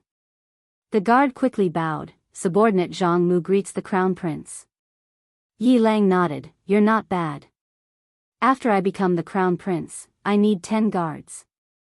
You can be my guard from now on." Hearing this, Jianghu was overjoyed. He quickly bowed deeply, "I'm willing to go through fire and water for the crown prince. I'm willing to risk my life for you." Yi Lang nodded, "Drag him away. This person is causing trouble in the ancestral hall. Don't hold back." "Understood." Jianghu glanced at Yi Lang. When he saw the murderous intent in Yi Lang's eyes, he understood. He immediately grabbed Yi Ling's hair and dragged her out. At this moment, Jianghu suddenly stopped as if he had seen something. In the ancestral hall, everyone turned their heads to look outside. Not far from the ancestral hall, a young man was walking towards the ancestral hall. The young man wore a tight-fitting robe that was tattered and covered in blood. The young man was Yi Xian, who had rushed back from Nanshan. Seeing Yi Xian, Yi Lang's mouth curled into a cold smile. In the ancestral hall, the elders frowned. The great elder narrowed his eyes. His face was dark and gloomy. No one knew what he was thinking. From afar, when Yi Xian saw Jianghu dragging Yi Ling, his face turned savage. "Who gave you the guts to touch my sister?" When Jianghu saw Yi Xian, his face changed. He quickly looked at Yi Lang and was about to speak. At this moment, Yi Xian leaped in front of him like a ferocious tiger. Before the latter could react, Yi Xian's fist landed on his face. Pung! Jianghu felt dizzy, and he stumbled and fell. Yi Lang did not stop there. He charged at Jianghu again. At this time, Yi Lang suddenly roared, "Yi Xian, he's my man. How dare you!" Yi Xian suddenly stepped on Jianghu's chest. Pooh! Jianghu spat out a mouthful of blood. Seeing this, Yi Lang's face turned ugly. Yi Xian lifted his head to look at him, asking savagely, "Your man?" As he spoke, he stomped on Jianghu's face. Jianghu's face turned into a bloody mess, as he screamed, "Prince, save me!" Yi Xian ignored Jianghu. Walking up to Yi Ling, seeing Yi Ling's state, Yi Xian felt as though his heart was being sliced apart. He clenched his fists, and his entire body trembled. When Yi Ling saw Yi Xian, her tears flowed, "Brother, it hurts, it hurts." Hearing this, Yi Xian's expression turned savage. In the next instant, he charged in front of Jianghu and kicked Jianghu's head. Pung! Qingcheng, Yi Clan, Ancestral Hall. Ancestors, Yi Xian has no talent, no virtue. From now on, Yi Xian's position as prince shall be replaced by Yi Lang. The one who spoke was an old man in black robes. Not far behind the old man, there was a youth with a faint smile on his face. This person was Yi Lang. On both sides, there were the Yi clan elders. Why? At this time, a timid voice rang out in the ancestral hall. Everyone turned to look and saw a little girl standing at the door. She was about 12 or 13 years old, and her hands were tightly gripping the hem of her skirt. Her face had a sickly pallor, and she looked a little weak. There was even a trace of fear in her eyes. This girl was called Yi Ling, and she was Yi Xian's younger sister. When she heard that the clan wanted to remove Yi Xian, she disregarded her illness and rushed over. The black-robed old man frowned. "Yi Ling, what are you doing?" The little girl called Yi Ling bowed to everyone in the ancestral hall, and asked timidly, "Great elder, my brother, Yi Xian, is the prince. Why did you cripple him for no reason?" The great elder looked at Yi Ling coldly. "This is a matter of the clan, why are you butting in? Leave." Yi Ling was clearly a little fearful. She did not dare to look the great elder in the eye, but she did not leave. Instead, she mustered up her courage and walked into the ancestral hall. She bowed to the elders on both sides of the hall and said, "Elders, my brother is currently fighting with the Li family for the mining rights of the mine in Nanshan. He is now fighting for the family, and it is unknown whether he is alive or dead. However, the family has used a groundless excuse to remove his position as the crown prince. This is truly unfair. Impudent." The great elder suddenly raged. "Whether he's crippled or not, it's not up to a little girl like you to decide. Men, drag her away."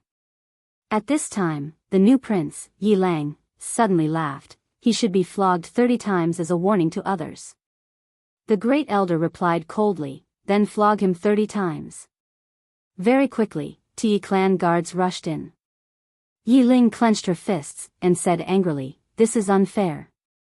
My brother has risked his life for the clan for so many years, and even now, he's fighting for the clan. The clan is unfair to him." One of the guards glanced at the new prince, Yi Lang. He knew that this was his chance to shine. The guard sneered, "Young Master Yi Lang inherits the title of prince. What are you shouting about?" As he spoke, he raised his hand and slapped Yi Ling's face. Slap. A crisp slap sounded, and the right side of Yi Ling's face instantly turned red and swollen. However, she did not cry, and only held her cheek tightly. Yi Lang looked at the guard, and smiled. "What's your name?" The guard quickly bowed. "This subordinate, Jianghu, greets the prince." Yi Lang nodded. "You're not bad. After I become the prince, I'll need 10 guards. From now on, you'll be my guard." Hearing this, Jianghu was overjoyed, and quickly bowed deeply. "This subordinate will go through fire and water for the prince, and I'll do anything for you." Yi Lang nodded. "Drag him away. This person is causing trouble in the ancestral hall. Don't hold back, understand?" Jianghu glanced at Yi Lang, and when he saw the murderous intent in Yi Lang's eyes, he understood. He immediately grabbed Yi Ling's hair and dragged her out. At this moment, Jianghu saw something, and suddenly stopped.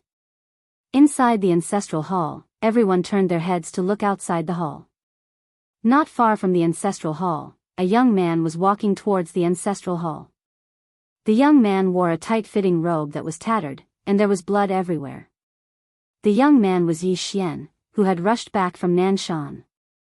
Seeing Yi Xian, Yi Lang's mouth curled into a cold smile. In the ancestral hall, the elders frowned.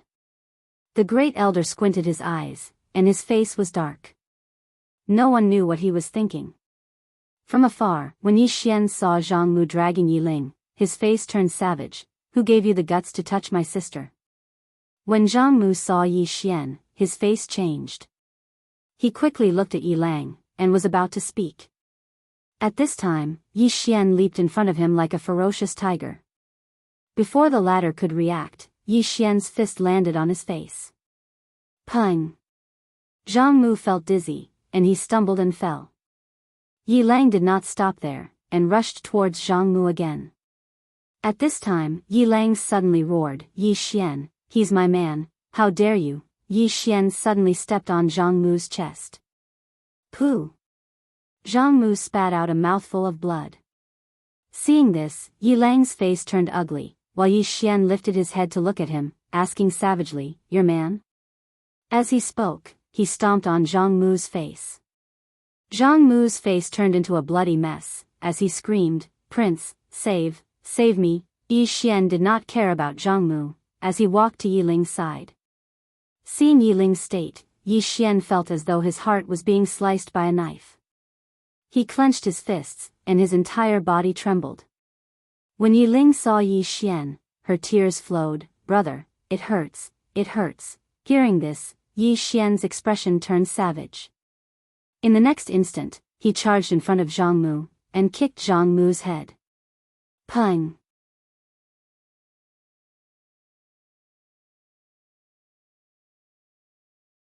Chapter 1634. Nothing at all. Her words were like knives that cut straight to the heart. Yi Xian wanted to refute Dao Yi, but he didn't know how to retort. Without his father and Qing, what was he? To someone like Dao Yi, he was nothing at all. Moreover, Dao Yi was right. What right did he have to complain about the unfairness of the world? There were too many unfair things in the world. Although he was born with the body of disaster, he was still alive. He still had his father and Qing. On the other hand, many people didn't even have the chance to fight back against the unfairness of fate. At least he had the chance to fight back. Dao Yi walked to the side of the palace. She looked at the distant sky and softly said, "Master, you are no longer a child. Don't call others elders just because you can't beat them." "I understand," Yi Xian said softly. Dao Yi turned to look at Yi Xian and smiled. "Do you really understand?" Yi Xian nodded. "I do." Dao Yi nodded. "It's good that you understand. If you don't, you'll suffer more in the future and lose more." With that, she walked out of the hall. In the hall, Yi Xian didn't speak for a long time. Just then, Xiaomu suddenly grabbed Yi Xian's hand. Yi Xian looked at Xiaomu, but Xiaomu held onto Yi Xian's hand tightly and didn't say a word. Yi Xian smiled. "I'm fine." With that, he held Xiaomu's hand and walked out of the hall. Outside the hall, Dao Yi looked at the two holding hands. She turned and smiled. "Let's go to the next place." Yi Xian nodded. "I'll listen to you." Dao Yi turned to Yi Xian. "Listen to me?" Yi Xian nodded. Dao Yi smiled. "It seems like you've listened to me. Let's go." With that, she turned around and left. Yi Xian dragged Xiaomu along with him. When passing by the two statues, Yi Xian didn't even look at them. He had no other ideas. This was because he knew that none of his ideas were realistic. Even if he were to awaken the two statues, they might not be able to do anything to this woman. In the starry sky, Dao Yi walked slowly while Yi Xian and Xiaomu followed behind him. Meanwhile, Yi Xian suddenly said, "What was that ancient book just now?" Dao Yi said with smile, "Master used to like an ancient book very much." Yi Xian asked, "What ancient book?" Dao Yi said, "The Theory of Rules was written by Master. I really liked the first half." Yi Xian glanced at Dao Yi. "You don't like the back?" Dao Yi smiled. "It's not that I don't like it. I just feel that the latter part is too unrealistic. Master said that this universe must have rules. The more powerful one is, the more they should be bound by the rules. However, he never thought of a problem. What if someone is stronger than him? Moreover, he is the one who makes the rules. If he breaks the rules, who will be able to restrain him?" Yi Xian said, "Have you told him?" Dao Yi nodded. "Yes, but I can't change his mind. Master is quite stubborn at times." Yi Xian suddenly said, "What do you think?" Dao Yi Green City, Yi Family, Ancestral Hall. Ancestors, Yi Xian has no talent, no virtue. From now on, Yi Xian's position as crown prince will be replaced by Yi Lang. The one who spoke was an old man in black robe. Not far behind the old man stood a young man with a faint smile on his face. This person was Yi Lang. On both sides were the Yi family's elders. Why? At this time, a timid voice rang out in the ancestral hall. Everyone turned to look and saw a little girl standing at the door. She was about 12 or 13 years old, and her hands were tightly gripping the hem of her skirt. Her face had a sickly pallor, and she looked a little weak. There was even a hint of fear in her eyes. Her name was Yi Ling, Yi Xian's younger sister. When she heard that Yi Xian was to be replaced, she rushed over despite her illness. The black-robed old man frowned. Yi Ling, what are you doing? The little girl called Yi Ling bowed slightly to the people in the ancestral hall. She said timidly, Grand Elder, my brother Yi Xian is a young prince. Why did you cripple him for no reason? The great elder looked at Yi Ling coldly. This is a family matter. What are you interrupting for? Leave. Yi Ling was clearly a little fearful. She did not dare to look the great elder in the eye, but she did not leave. Instead, she mustered up her courage and walked into the ancestral hall. She bowed to the elders on both sides of the hall and said, Elders, my brother is currently fighting with the Li family for the mining rights of the mine in Nanshan. He is now fighting for the family, and it is unknown whether he is alive or dead. However, the family has used a groundless excuse to remove his position as the crown prince. Impudent. The great elder suddenly raged, whether he's crippled or not, it's not up to a little girl like you to decide. Men, drag her away. At this time, the new crown prince, Yi Lang, suddenly laughed. He should be flogged 30 times as a warning. The great elder coldly replied, then flog him 30 times. Very quickly, Yi family's guards rushed in. Yi Ling clenched her fists and said angrily, this is unfair. My brother has risked his life for the family for so many years. Even now, he's fighting for the family. The family is unfair to him. One of the guards glanced at the new crown prince, Yi Lang. He knew that this was his chance to shine. The guard sneered, young master Yi Lang inherits the title of crown prince. What are you yelling about? As he spoke, he raised his hand and slapped Yi Ling's face. Slap. A crisp slap sounded, and the right side of Yi Ling's face instantly swelled up. However, she did not cry. She just covered her cheek tightly. Yi Lang looked at the guard and smiled, what's your name? The guard quickly bowed, subordinate Jianghu greets the crown prince. Yi Lang nodded, you're not bad. After I become the crown prince, I need 10 guards. You can be my guard from now on. Hearing this, Jianghu was overjoyed, and quickly bowed deeply. Subordinate will go through fire and water for the crown prince. Yi Lang nodded, drag him away. This person is causing trouble in the ancestral hall. Don't hold back. Understood. Jianghu glanced at Yi Lang, and when he saw the murderous intent in Yi Lang's eyes, he understood. He immediately grabbed Yi Ling's hair and dragged her out.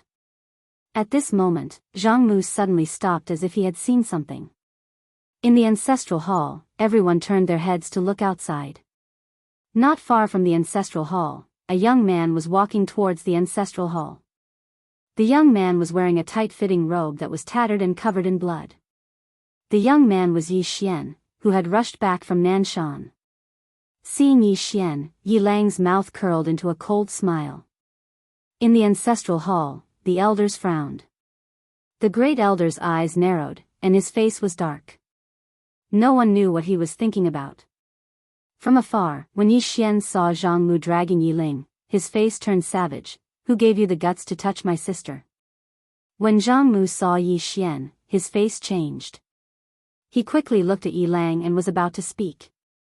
At this time, Yi Xian leaped in front of him like a ferocious tiger. Before the latter could react, Yi Xian's fist landed on his face. Pung! Jianghu felt dizzy, and he stumbled and fell. Yi Lang did not stop there, and charged towards Jianghu again. At this time, Yi Lang suddenly roared, Yi Xian, he's my man. How dare you? Yi Xian suddenly stepped on Jianghu's chest. Pooh! Jianghu spat out a mouthful of blood. Seeing this, Yi Lang's face turned ugly, while Yi Xian lifted his head to look at him, barking, "Your man?" As he spoke, he stomped on Jianghu's face. Jianghu's face turned into a bloody mess, as he screamed, "Prince, save me!" Yi Xian did not care about Jianghu, as he walked to Yi Ling's side. Seeing Yi Ling's state, Yi Xian felt as though his heart was being sliced apart. He clenched his fists, and his entire body trembled. When Yi Ling saw Yi Xian, her tears flowed. "Brother, it hurts, it hurts." Hearing this, Yi Xian's expression turned savage. In the next instant, he charged in front of Jianghu and kicked Jianghu's head. Pung! Qingcheng, Yi Clan, Ancestral Hall. Ancestors, Yi Xian has no talent, no virtue. From now on, Yi Xian's position as prince shall be replaced by Yi Lang. The one who spoke was an old man in black robes.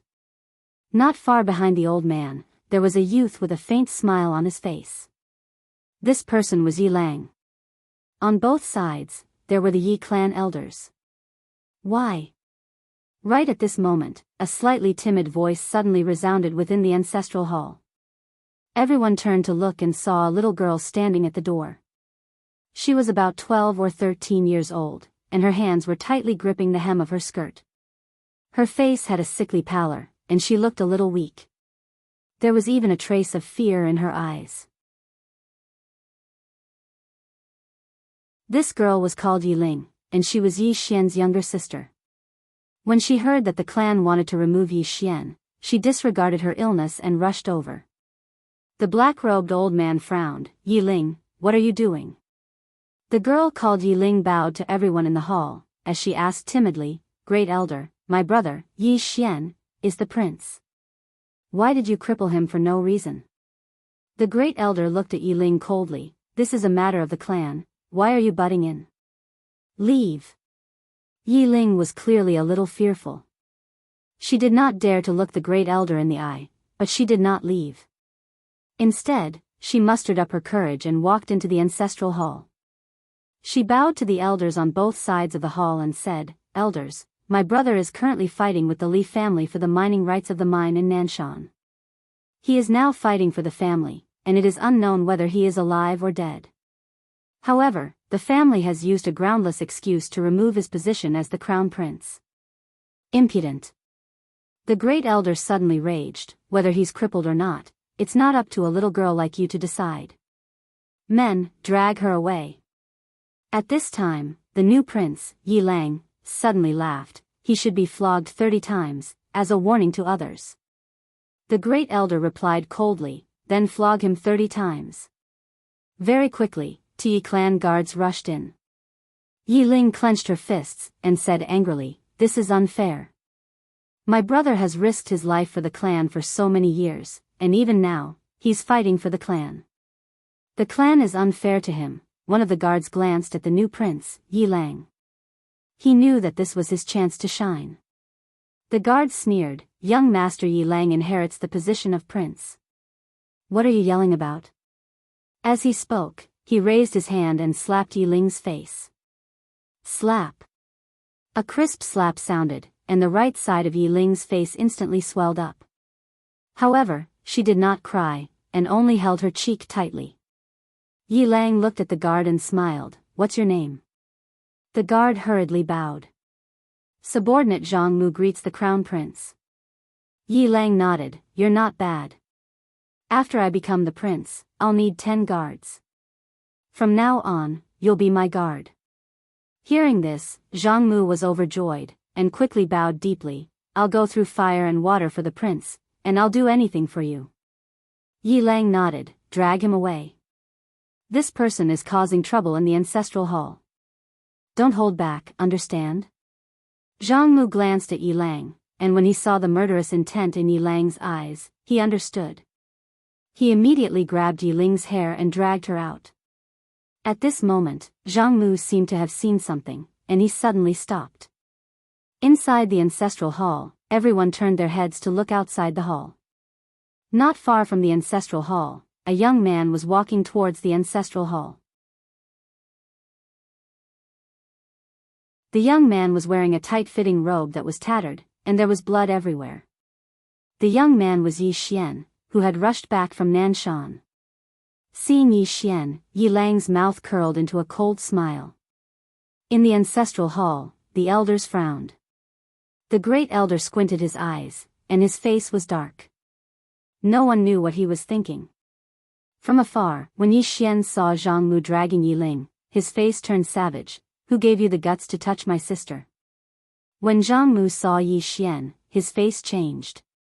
He quickly looked at Yi Lang, and was about to speak. At this moment, Yi Xian leaped in front of him like a ferocious tiger. Before the latter could react, Yi Xian's fist landed on his face. Pung! Jianghu felt a wave of dizziness, and he stumbled and fell. Yi Lang did not stop there, and charged towards Jianghu again. At this time, Yi Lang suddenly roared, Yi Xian, he's my man, how dare you? Yi Xian suddenly stepped on Jianghu's chest. Pooh! Jianghu spat out a mouthful of blood. Seeing this, Yi Lang's face turned ugly, while Yi Xian lifted his head to look at him, asking savagely, your man? As he spoke, he stomped on Jianghu's face. Jianghu's face turned into a bloody mess, as he screamed, Prince, save me. Yi Xian did not care about Jianghu, as he walked to Yi Ling's side. Seeing Yi Ling's state, Yi Xian felt as though his heart was being sliced by a knife. He clenched his fists, and his entire body trembled. When Yi Ling saw Yi Xian, her tears flowed, brother, it hurts, it hurts. Hearing this, Yi Xian's expression turned savage. In the next instant, he charged in front of Jianghu, and kicked Jianghu's head. Pung!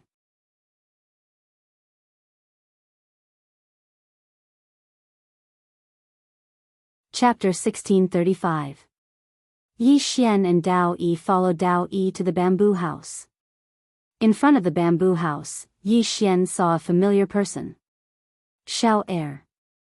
At this moment, Xiao Er was sitting on the ground playing chess with a woman in a red dress. When he saw Xiao Er, Yi Xian was slightly startled and then said softly, Xiao Er. Xiao Er did not turn to look at Yi Xian and continued playing chess. At this moment, the woman in the red dress looked at Yi Xian. She glanced at Yi Xian and did not speak. Dao Yi suddenly walked to the woman in the red dress and said with a smile, let me introduce you, this is the law of misfortune. Misfortune law. Yi Xian's gaze fell on the woman in the red dress. The woman in the red dress was also looking at him. Her expression was indifferent and not particularly friendly. Dao Yi said with a smile, your life has not been smooth sailing, and it is related to our misfortune. Now that you have seen her in person, what do you think? Yi Xian said lightly, no. Dao Yi blinked. No? Yi Xian said, I can't beat her. I can't beat her. Dao Yi was slightly startled and then laughed, indeed. There is still a big gap between you and our misfortune. As she said, she looked at Xiao Er. Master, do you know? Xiao Er resisted us to help you, this is something we did not expect. At this moment, the law of misfortune suddenly said, he is not master. Dao Yi shook his head. He is. Xiao Er frowned. You know he is not. Dao Yi said with a smile, he is. Xiao Er shook her head. He is not. Dao Yi said again, Xiao Er, do you know why he is? Xiao Er looked at Dao Yi. Why? Dao Yi said with a smile, because his fate is one with Master, and it is not as simple as reincarnation. He would eventually remember everything that had happened in the past. The only difference is that he has the memory of this life. Xiao Er was silent. Dao Yi smiled. Show him some respect. Xiao Er still said nothing. At this moment, Yi Xian walked up to Xiao Er. He looked at Xiao Er. I'm very happy to see you. Xiao Er looked at Yi Xian. What are you doing here? Yi Xian said, Dao Yi asked me to come. Xiao Er looked at Dao Yi and Dao Yi smiled. Don't worry, I won't kill him. Xiao Er looked at Dao Yi. Xiao Er lowered his head and did not speak. Dao Yi gently rubbed Xiao Er's head and said with smile, little girl, you really care about him. However, this fellow isn't a single-minded person. Moreover, when it comes to matters of the heart, he practically avoids it and never deals with it seriously. Hence, if you have any other thoughts about him, you might end up hurting yourself in the end. Yi and Dao Yi said, Xiao Xiao Xiao Xiao Yi, Dao Yi said. But this guy is not a single-minded person. He always avoids relationships and never deals with them seriously. If you have other thoughts about him, you will hurt yourself. She looked at Yi Xian. How do you feel about Xiao Er? Yi Xian hesitated and did not speak. Dao Yi shook his head. You are a coward. At least, you are a coward when it comes to relationships. Yi Xian was about to speak when Dao Yi said, according to my investigation, you have many women around you. Most of them are interested in you. But what about you? You have never given them a clear attitude. For example, Miss An who came from Qing City with you. Did you give her a promise? No. And Miss Xiao Jiao from Qing City, and King Tuoba from Jianghu country. Do you remember her? Yi Xian nodded. I remember. Dao Yi smiled. Then do you know how much suffering it was for her to wait for you in Qingcheng? You did not give her a promise and did not contact her. In her world, it is as if you have disappeared. But she is still waiting for you. Waiting for you alone. Yi Xian lowered his head and did not speak. Dao Yi continued. Initially, I wanted to teach you a lesson. But after seeing how pitiful she is, I gave up. My good master, ask yourself. Are you worth her waiting for? Yi Xian lowered his head and remained silent. Dao Yi smiled. Xiao Er is willing to fight against the adversity for you. But what about you? Have you taken the initiative to look for her? But would she be in danger if she did? Master, ask yourself honestly, have you ever really cared about her? Don't tell me you care about her. You can't say that you care about her. You have to prove it with your actions. From the moment Xiao Er disappeared until now, you have never taken the initiative to look for her. To be honest, you are not worth her waiting for. Yi Xian nodded. It is my fault. Dao Yi smiled. You have made a lot of mistakes. You have let down too many people when it comes to love. If you don't like her, don't seduce her. Because when a woman falls in love with a man but cannot get the man's love, it is very painful. Then she shook her head. Whether it is the past life or this life, you have always been like this. You have always avoided love. Yi Xian looked at Dao Yi. Why did you look for me? Dao Yi smiled. Don't change the topic. I am not finished. Shouldn't you say something to Xiao Er? Yi Xian was silent for a moment.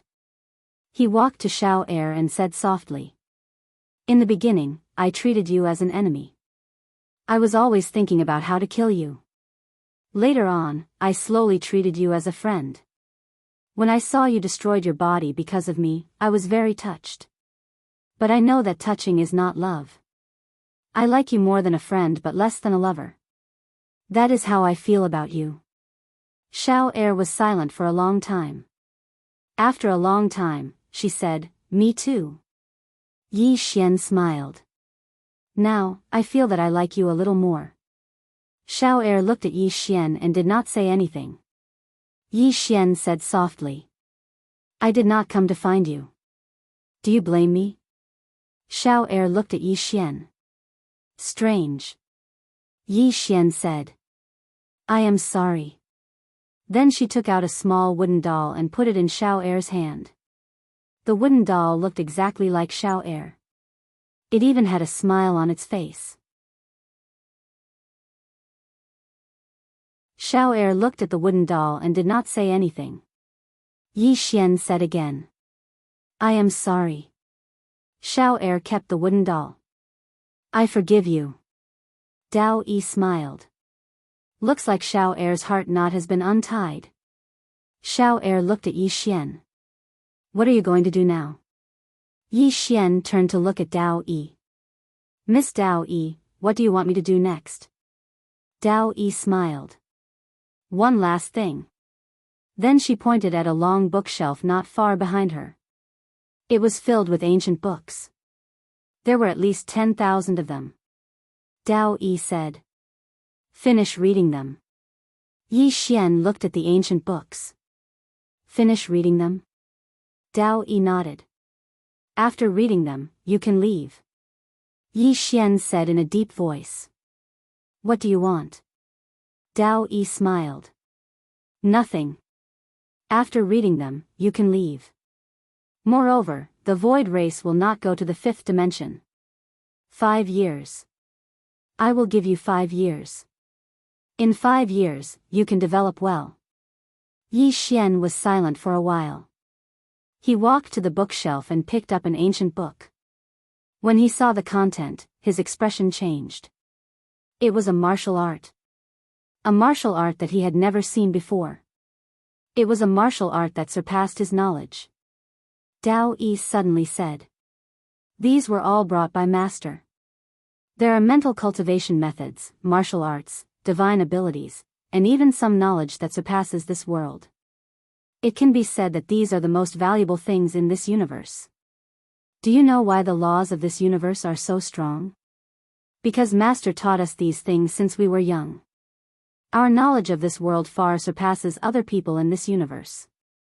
Especially those martial arts and mental cultivation methods. Even with my current eyes, I feel that they are very good. Especially since there are also Master's observations and insights. You can read more of them. They can help you avoid too many detours. Yi Xian looked at Dao Yi. I don't understand your intentions. Dao Yi smiled. You don't need to understand. You just need to remember one thing. From now on, you only have 5 years. 5 years isn't too much, but it isn't too little either. In these 5 years, you have a chance to change your future. As she spoke, she walked to the bookshelf and picked up an ancient book and placed it in front of Yi Xian. If you don't work hard, in 5 years, many people will die. Just like in the Immortal Emperor clan. You can only watch as the Immortal Emperor clan members self-destruct one after another.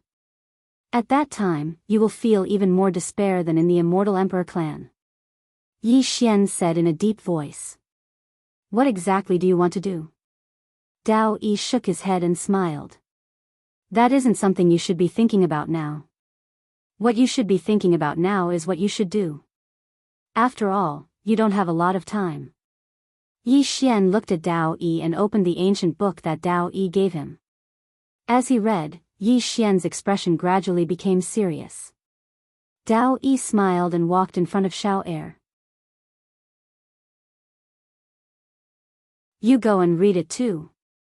Xiao Er looked at Nan. Nan nodded. Let's read it. Xiao Er immediately stood up and walked to Yi Xian's side. Together with Yi Xian, they read the ancient books. These are the most precious things in the universe.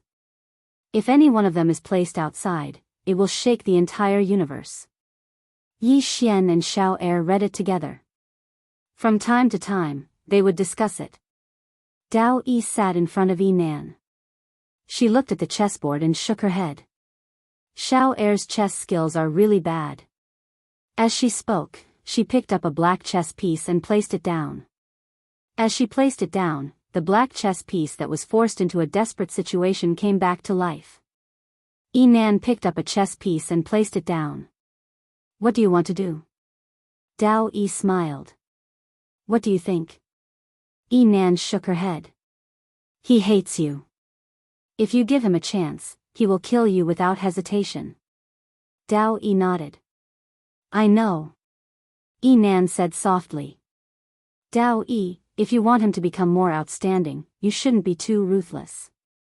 You destroyed the Immortal Emperor clan. He will not forgive you. Dao Yi nodded again. I know. Nan frowned. Dao Yi suddenly leaned back on the chair. She used her hands as a pillow. She said softly, along the way, too many people have helped him. He looks miserable and tired.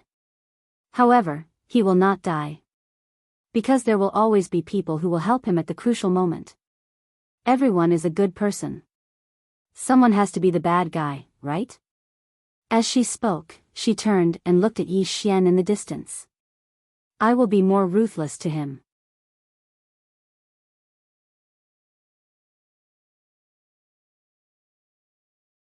Chapter 1636. Outside the bamboo house, it had started raining, bringing with it a slight chill. Inside the bamboo house, Yi Xian and Xiao Er were quietly reading a book. Both of them were very serious. On the side, Dao Yi and Disaster were quietly playing chess. Very quiet. Yi Xian was reading very seriously, very seriously.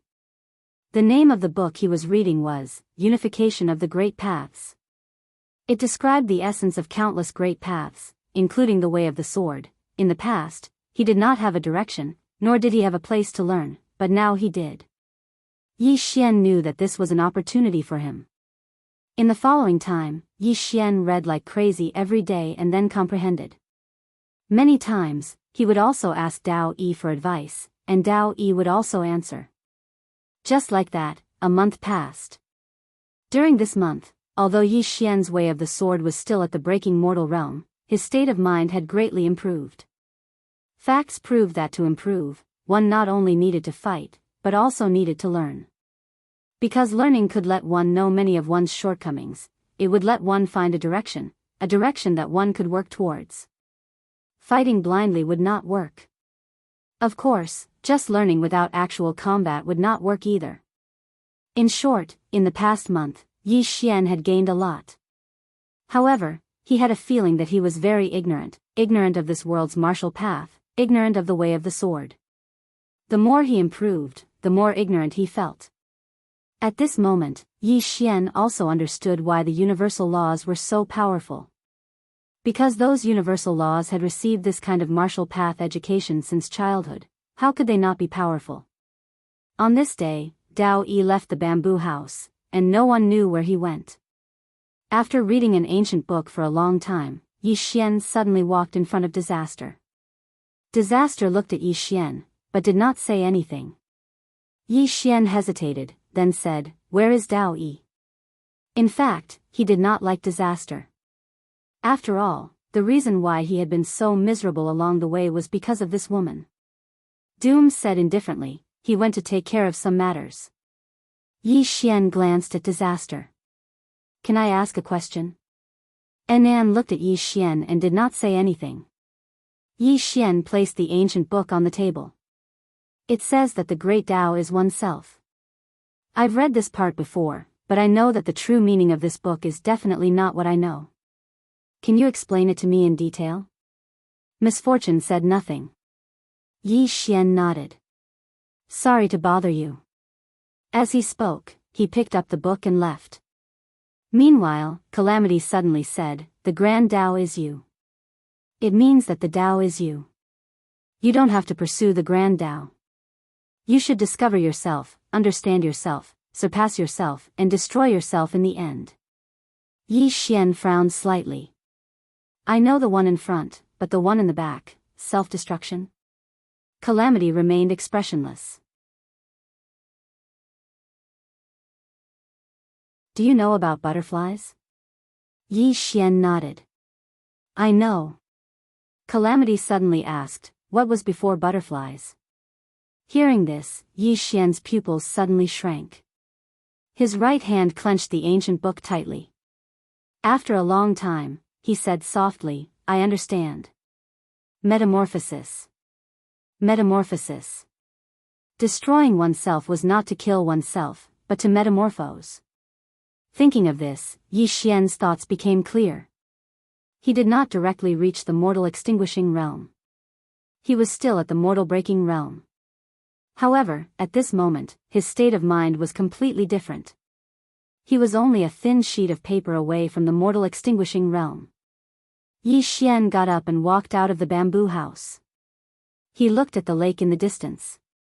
A pupa needs to turn into a cocoon to become a butterfly. Humans also need to metamorphose to become another to themselves. Mortal extinguishing realm. Yi Xian sat cross-legged on the ground and slowly closed his eyes. Calm down and focus. Meditate.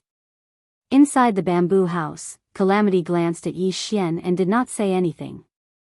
At this moment, Xiao Er sat in front of Calamity and said softly, "Will Dao Yi kill him?" Calamity shook her head. "No." Xiao Er asked again, "What does she want to do?" Calamity said softly, "Do you think she's scary?" Xiao Er nodded. Calamity turned to look at Yi Xian, who was sitting quietly in the distance. "There's someone scarier than her. If Master can't even deal with her, then 5 years later, he'll be very miserable, 100 times worse than now." Xiao Er said in a deep voice, "Alien?" Calamity said, "Just one of them." Xiao Er suddenly said, "How strong does he have to be for him to not be so miserable?" Calamity lowered her head and looked at the chessboard in front of her. After a long time, she said softly, "I don't know. Dao Yi doesn't know either. The only thing we know is that he's currently very weak, very weak." Xiao Er turned to look at Yi Xian, and a trace of heartache flashed in her eyes. Her intuition told her that no matter how hard Yi Xian worked, his enemy would always be much stronger than him. The current him was invincible among those in the same realm. However, who was his enemy? It was the void race, the universal law. Forget about the universal law, he couldn't even defeat the void race, and even if he could defeat the void race, there was still the universal law. However, she knew that even if Yi Xian reached the transcendent God realm, he still couldn't defeat the universal law. In front of the universal law, a transcendent God realm powerhouse was still very weak. And even if he could defeat the universal law, but there were still the alien people waiting for him. No matter how hard he worked, no matter how much he risked his life, the enemy would always be much stronger than him. It was too bitter. Xiao Er said softly, "I want to help him." Calamity looked at Xiao Er, and after a long time, she said softly, "You will die. Die. Not just possibly die." Xiao Er looked straight at Calamity. "I won't regret it." Calamity was silent for a long time, then shook her head. Silly girl. In the following days, Yi Xian spent all his time either reading or meditating. Another month passed. On this day, Dao Yi suddenly returned. Dao Yi walked to the side of Yi Xian, who was meditating by the lake. "Follow me." Yi Xian opened his eyes and looked at Dao Yi. "Where to?" Dao Yi said, "To save someone." Yi Xian frowned slightly. "Save who?" Dao Yi said, "Your sister Nian." Hearing this, Yi Xian's expression changed greatly. He immediately stood up and said angrily, "What did you do to her?" Dao Yi said with a smile, "I killed her." Yi Xian stared at Dao Yi. Dao Yi said with a smile, "What can you do to me?" Yi Xian said in a deep voice, "Don't hurt her." Dao Yi's expression suddenly turned cold. "I'll tell you one last time, never beg your enemy to be merciful to you. In the future, every time you beg me, I will kill someone around you until everyone around you is dead."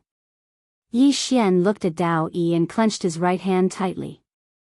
Dao Yi said with a smile, "Want to hit me?" Yi Xian said expressionlessly, "Let's go save her." Dao Yi blinked. "It's you. Not me." With that, she turned and left. Yi Xian followed. Xiao Er wanted to follow but was stopped by Yi Nan. Not only was Xiao Er stopped, Xiao Mu who wanted to follow was also stopped by Yi Nan. Dao Yi brought Yi Xian to an unknown world. This world was gray and the surroundings were cold. In the distance, there was a mountain. On the cliff of the mountain, Yi Xian saw a coffin. The coffin was hung vertically on the cliff and in the coffin lay a woman. This woman was none other than Mu Niannian. Seeing Mu Niannian, Yi Xian clenched his fists. Dao Yi looked at Yi Xian. Mu Niannian, 5th dimension Tendo. She is a very outstanding woman. Because of you, she died once. Now, she will die again. You only have an hour. If you can get there in an hour, you can save her. If you can't, she will die for sure. Just like the Undying Emperor clan, she will die for real. Her soul will be destroyed and she will not even have the chance to reincarnate. Yi Xian looked at Dao Yi. You can target me. Dao Yi smiled. Aren't I targeting you now? Yi Xian looked at Dao Yi. If I die, can you let everyone go? Dao Yi looked at Yi Xian. Are you begging me? Just as Yi Xian was about to speak, Dao Yi suddenly smiled. You have wasted a lot of time. Yi Xian looked at Dao Yi, then turned around and walked towards the mountain. He activated his time shuttle boots and arrived in front of the coffin in the blink of an eye. Just as he was about to touch the coffin, a broadsword suddenly fell from the sky. A transcendent state expert. Yi Xian's expression changed and he blocked it with his sword. Boom!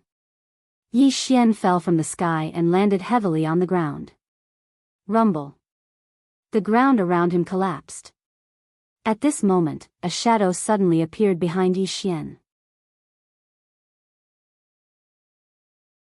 Before Yi Xian could react, a dagger was placed at his throat. Transcendent state assassins. And they were two transcendent state experts. Dao Yi walked in front of Yi Xian and looked down at Yi Xian. You have lost. However, I can give you one more chance. Remember, this is your last chance. Yi Xian stared at Dao Yi. I am the one in the transcending mortality realm. Dao Yi looked coldly at Yi Xian. Will your enemies pity you just because you are weak? Or do you want your enemies to be fair to you? Wake up. Your enemies will not spare you just because you are in the transcending mortality realm, nor will they pity you. As she spoke, she retreated to the side. The assassin behind Yi Xian disappeared without a trace. At the top of the mountain stood a middle-aged man with a broadsword in his hand. Yi Xian looked up at the coffin with Nian Nian in it and clenched his right hand tightly. Dao Yi said, Remember, I will not give you another chance. If you fail, you will not die, but Miss Nian Nian will die. And the game will not end. After she dies, there will be another person in there, the person closest to you. After a long silence, Yi Xian stood up and walked into the distance. The moment he took his first step, he activated the power of his bloodline. Boom! In an instant, Yi Xian was covered in blood. A transcendent state assassin. Yi Xian knew very well that this assassin was only second to Xiao Mu. If he wanted to defeat this assassin, he would have to use all his strength. All his trump cards. Yi Xian slowly walked into the distance. When he reached the foot of the mountain, a cold light appeared behind him. Yi Xian immediately activated his sword domain. However, as soon as the sword domain appeared, it was shattered by the dagger. At that moment, Yi Xian suddenly turned around and stabbed with his sword. However, the moment he drew his sword, the assassin had already disappeared. The sword missed. After a moment of silence, the left side of Yi Xian's chest suddenly split open, and blood slowly flowed out. Yi Xian turned around and continued forward. After a few steps, another cold light appeared in front of him. This time, it was aimed at his throat. Yi Xian reacted extremely quickly and dodged to the side. Slash! A dagger brushed past Yi Xian's throat. Yi Xian was about to attack, but the assassin had already disappeared. Yi Xian took a step forward. The moment he took that step, a dagger suddenly appeared at the back of his neck. Yi Xian did not turn around. Instead, he twisted his wrist and stabbed behind him. It was a suicidal move. However, his sword missed because the assassin had already disappeared. However, there was a deep dagger wound at the back of his neck. The assassin did not choose to die together with him because he had a huge advantage. There was no need for him to die together. Yi Xian stood where he was. He raised his head and looked at the coffin. He did not have much time left. He knew that Dao Yi was not trying to scare him. She would really kill Sister Nian. After a while, Yi Xian said softly, Dao Yi, do you mean what you said? Dao Yi looked at Yi Xian. I'll let her go if you touch the coffin. Yi Xian nodded. All right. As soon as he said that, boom. Yi Xian's body started burning. He was not burning his lifespan, but his soul. Dao Yi was stunned when she saw this. A life for a life. He was going to use his life to save Mu Nianyan's life. Soul ignition. It had to be said that Dao Yi was indeed a little confused.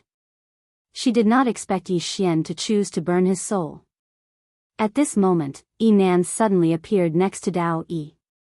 Yi Nan looked at Yi Xian, who was burning his soul, and said softly, You're too much. Dao Yi did not say anything. In the distance, after Yi Xian burned his soul, he stomped his right foot and shot into the sky. Buzz! The sound of a sword soared into the sky. Die! At this moment, Yi Xian was really asking for death. It was not that he wanted to die, but he had to die. Facing two transcendent state experts, he really had no other way but to burn his soul. If there was even a little way, he would try his best. However, he really had no other way. He was only at the breaking mortality stage. Facing two transcendent state experts, he really had no other way but to burn his soul. He could only choose to burn his soul and fight to the end. If he could save Sister Nian, that would naturally be for the best. If not, then he would die with Sister Nian. Soon, Yi Xian arrived in front of the coffin. At this moment, a large saber slashed towards him. Yi Xian stabbed out with his sword. He staked his life on this sword. Boom! The sword light shattered, and Yi Xian fell from the sky. In the air, Yi Xian looked at the coffin containing Mu Nianyan, blood continuously flowing from the corner of his mouth. Sister Nian. I'm sorry. I tried my best. I'm sorry. As he spoke, two streams of tears flowed from his eyes. He had many, many concerns. Yi Ling, and Lanxiu, Shao Yi, Qing, and the remaining clansmen of the Undying Emperor clan, and the Fifth Dimension, and many more. He also wanted to live, wanted to protect those he cared about, wanted to see Yi Ling, wanted to see Qing, wanted to see Lanxiu, wanted to see Zhang Wenxiu, wanted to see Tuo Yen, who was still far away. However, there was really no other way. He tried his best. He really tried his best. Gradually, everyone became more and more blurry. Yi Xian slowly closed his eyes. Qing, don't save me anymore. I'm really tired. I want to rest. P.S. Early outburst.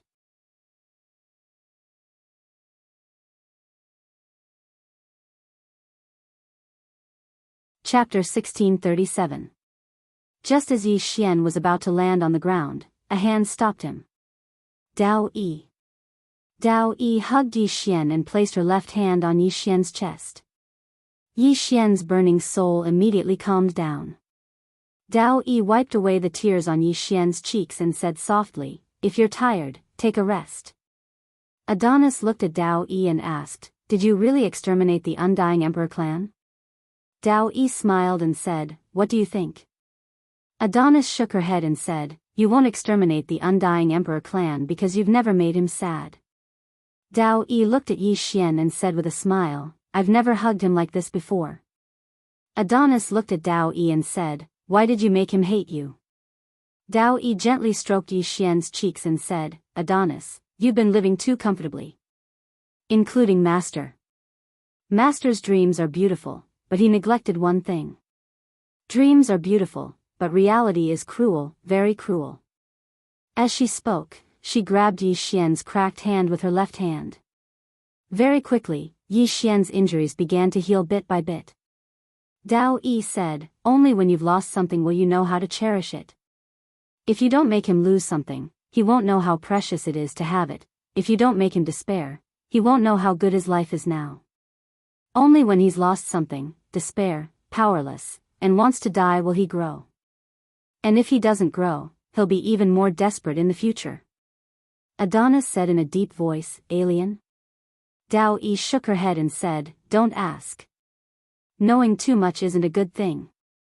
As she spoke, she carried Yi Xian and left. Adonis turned around and looked at the coffin on the peak of the cliff. The coffin was already empty. After a while, Adonis turned around and left. In an unknown part of the starry sky, inside a bamboo house, there was a Xiao Ta sitting on a table inside the house. This was where Dao Yi lived. At this time, Dao Yi suddenly walked in.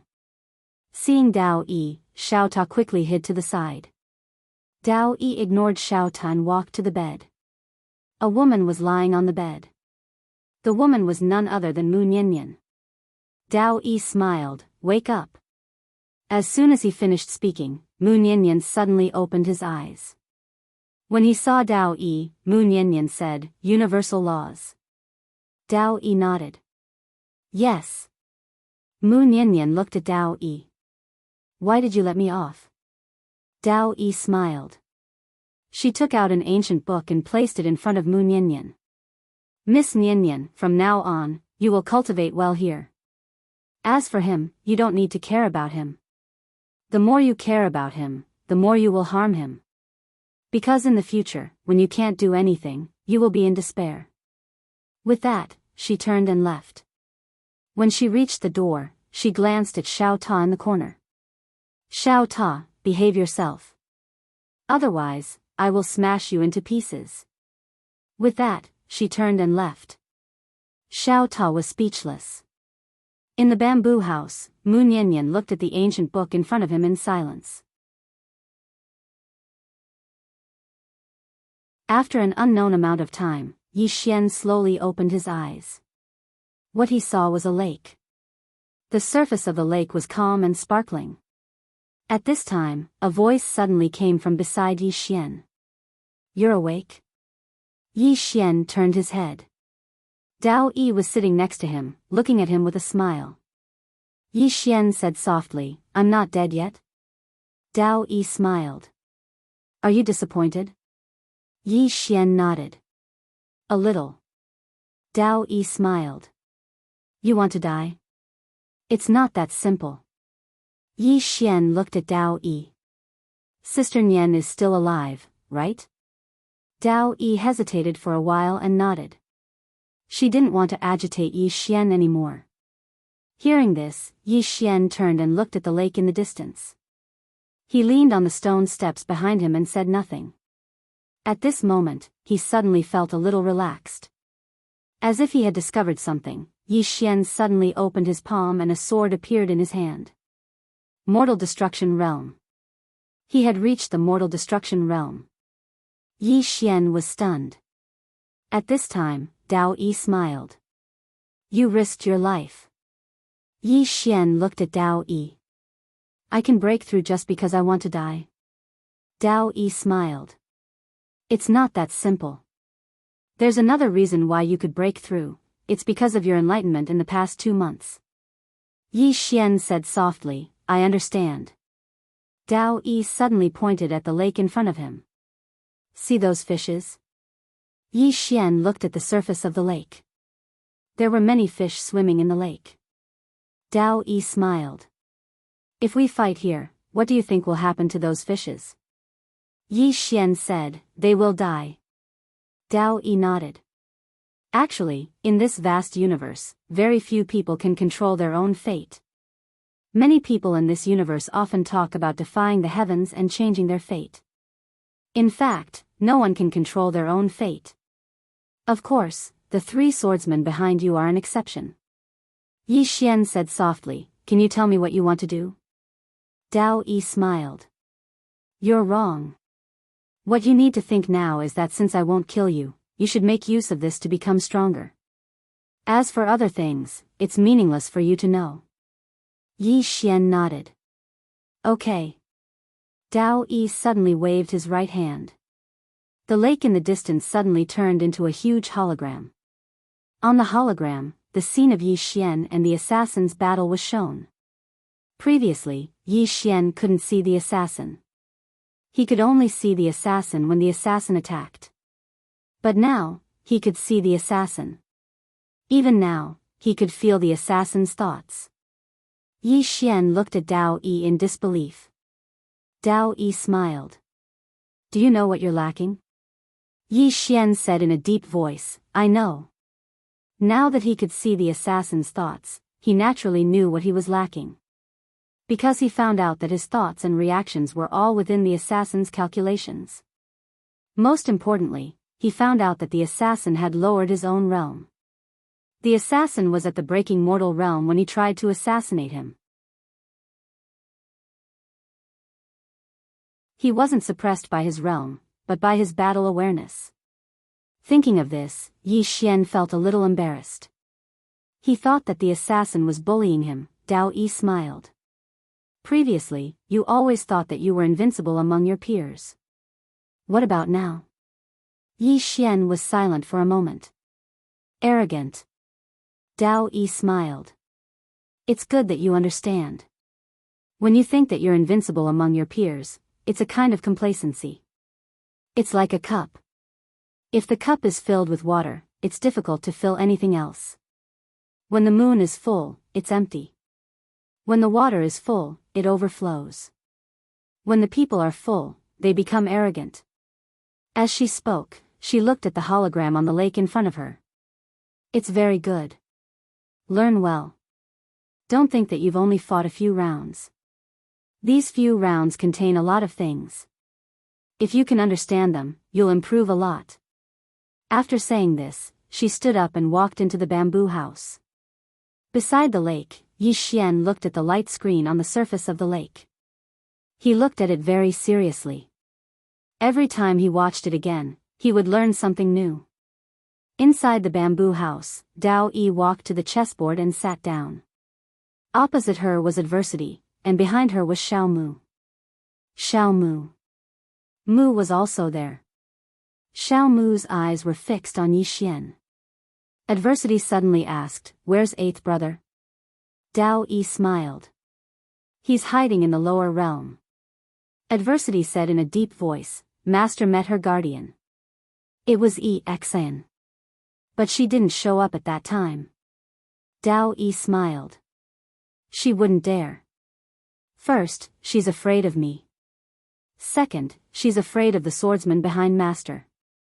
That swordsman has a bad temper. If she shows up, I'm afraid she'll be killed. Adversity nodded. What's your next plan? Dao Yi looked at Yi Xian outside. Let him grow. Adversity frowned. Dao Yi smiled. I'll use another method. Adversity looked at Dao Yi. What happened back then? Dao Yi smiled. Ah, Ming is right. I betrayed Master. Adversity shook her head. Ninth brother and I were the last ones to see Master. Master told us not to blame you. Dao Yi shook his head and whispered, Master is a fool. Adversity looked at Dao Yi. What happened back then? Dao Yi smiled. I don't want to say. Adversity nodded. Good. She paused for a moment before continuing. Did you really kill seventh brother? Seventh brother was the life law. Dao Yi smiled. Guess. Adversity shook her head.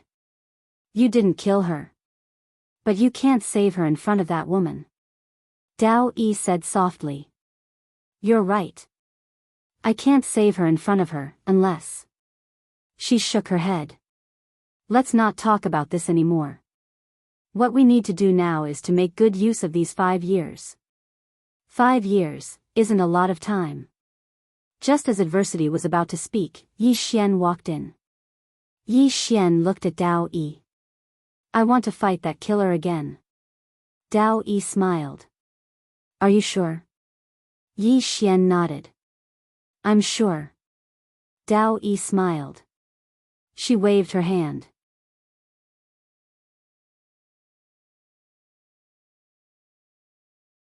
In an instant, Yi Xian appeared in an unknown star field. This star field was dead silent.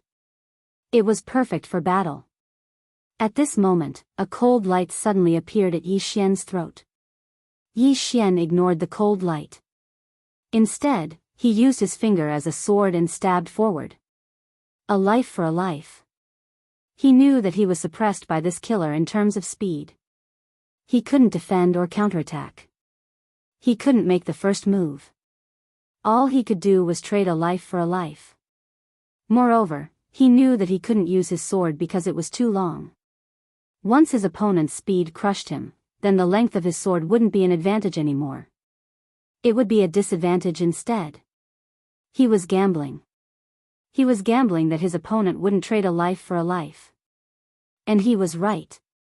That cold ray of light suddenly vanished when it was still half an inch away from his throat. Yi Xian immediately utilized sword domain when he witnessed this scene. He didn't intend to utilize the sword domain to crush his opponent, and he merely intended to sense his opponent's location. The sword domain shattered as soon as it appeared. However, Yi Xian suddenly slashed his sword towards the right. Bang! As soon as his sword descended, space shattered, and then a figure flashed out from within the shattered space. It was the killer. The killer gazed at Yi Xian with an icy cold gaze. Dao Yi smiled and said, "You know that she won't die with you." Yi Xian nodded. Unless there's some sort of deep enmity between them, otherwise, an assassin usually won't die with another. As he spoke, he glanced at the assassin. Fighting with this girl like this is my limit. Dao Yi smiled, "It's not the limit." Yi Xian looked at Dao Yi. Dao Yi smiled. "We can do better." Yi Xian was puzzled. "What should I do?" Dao Yi smiled and said, "Comprehend it yourself." After a moment of silence, Yi Xian looked at the assassin. Continue. You're tuning into the Biyao's Wuxia Chronicles YouTube channel. Don't forget to subscribe and join us on this journey to catch the most captivating stories.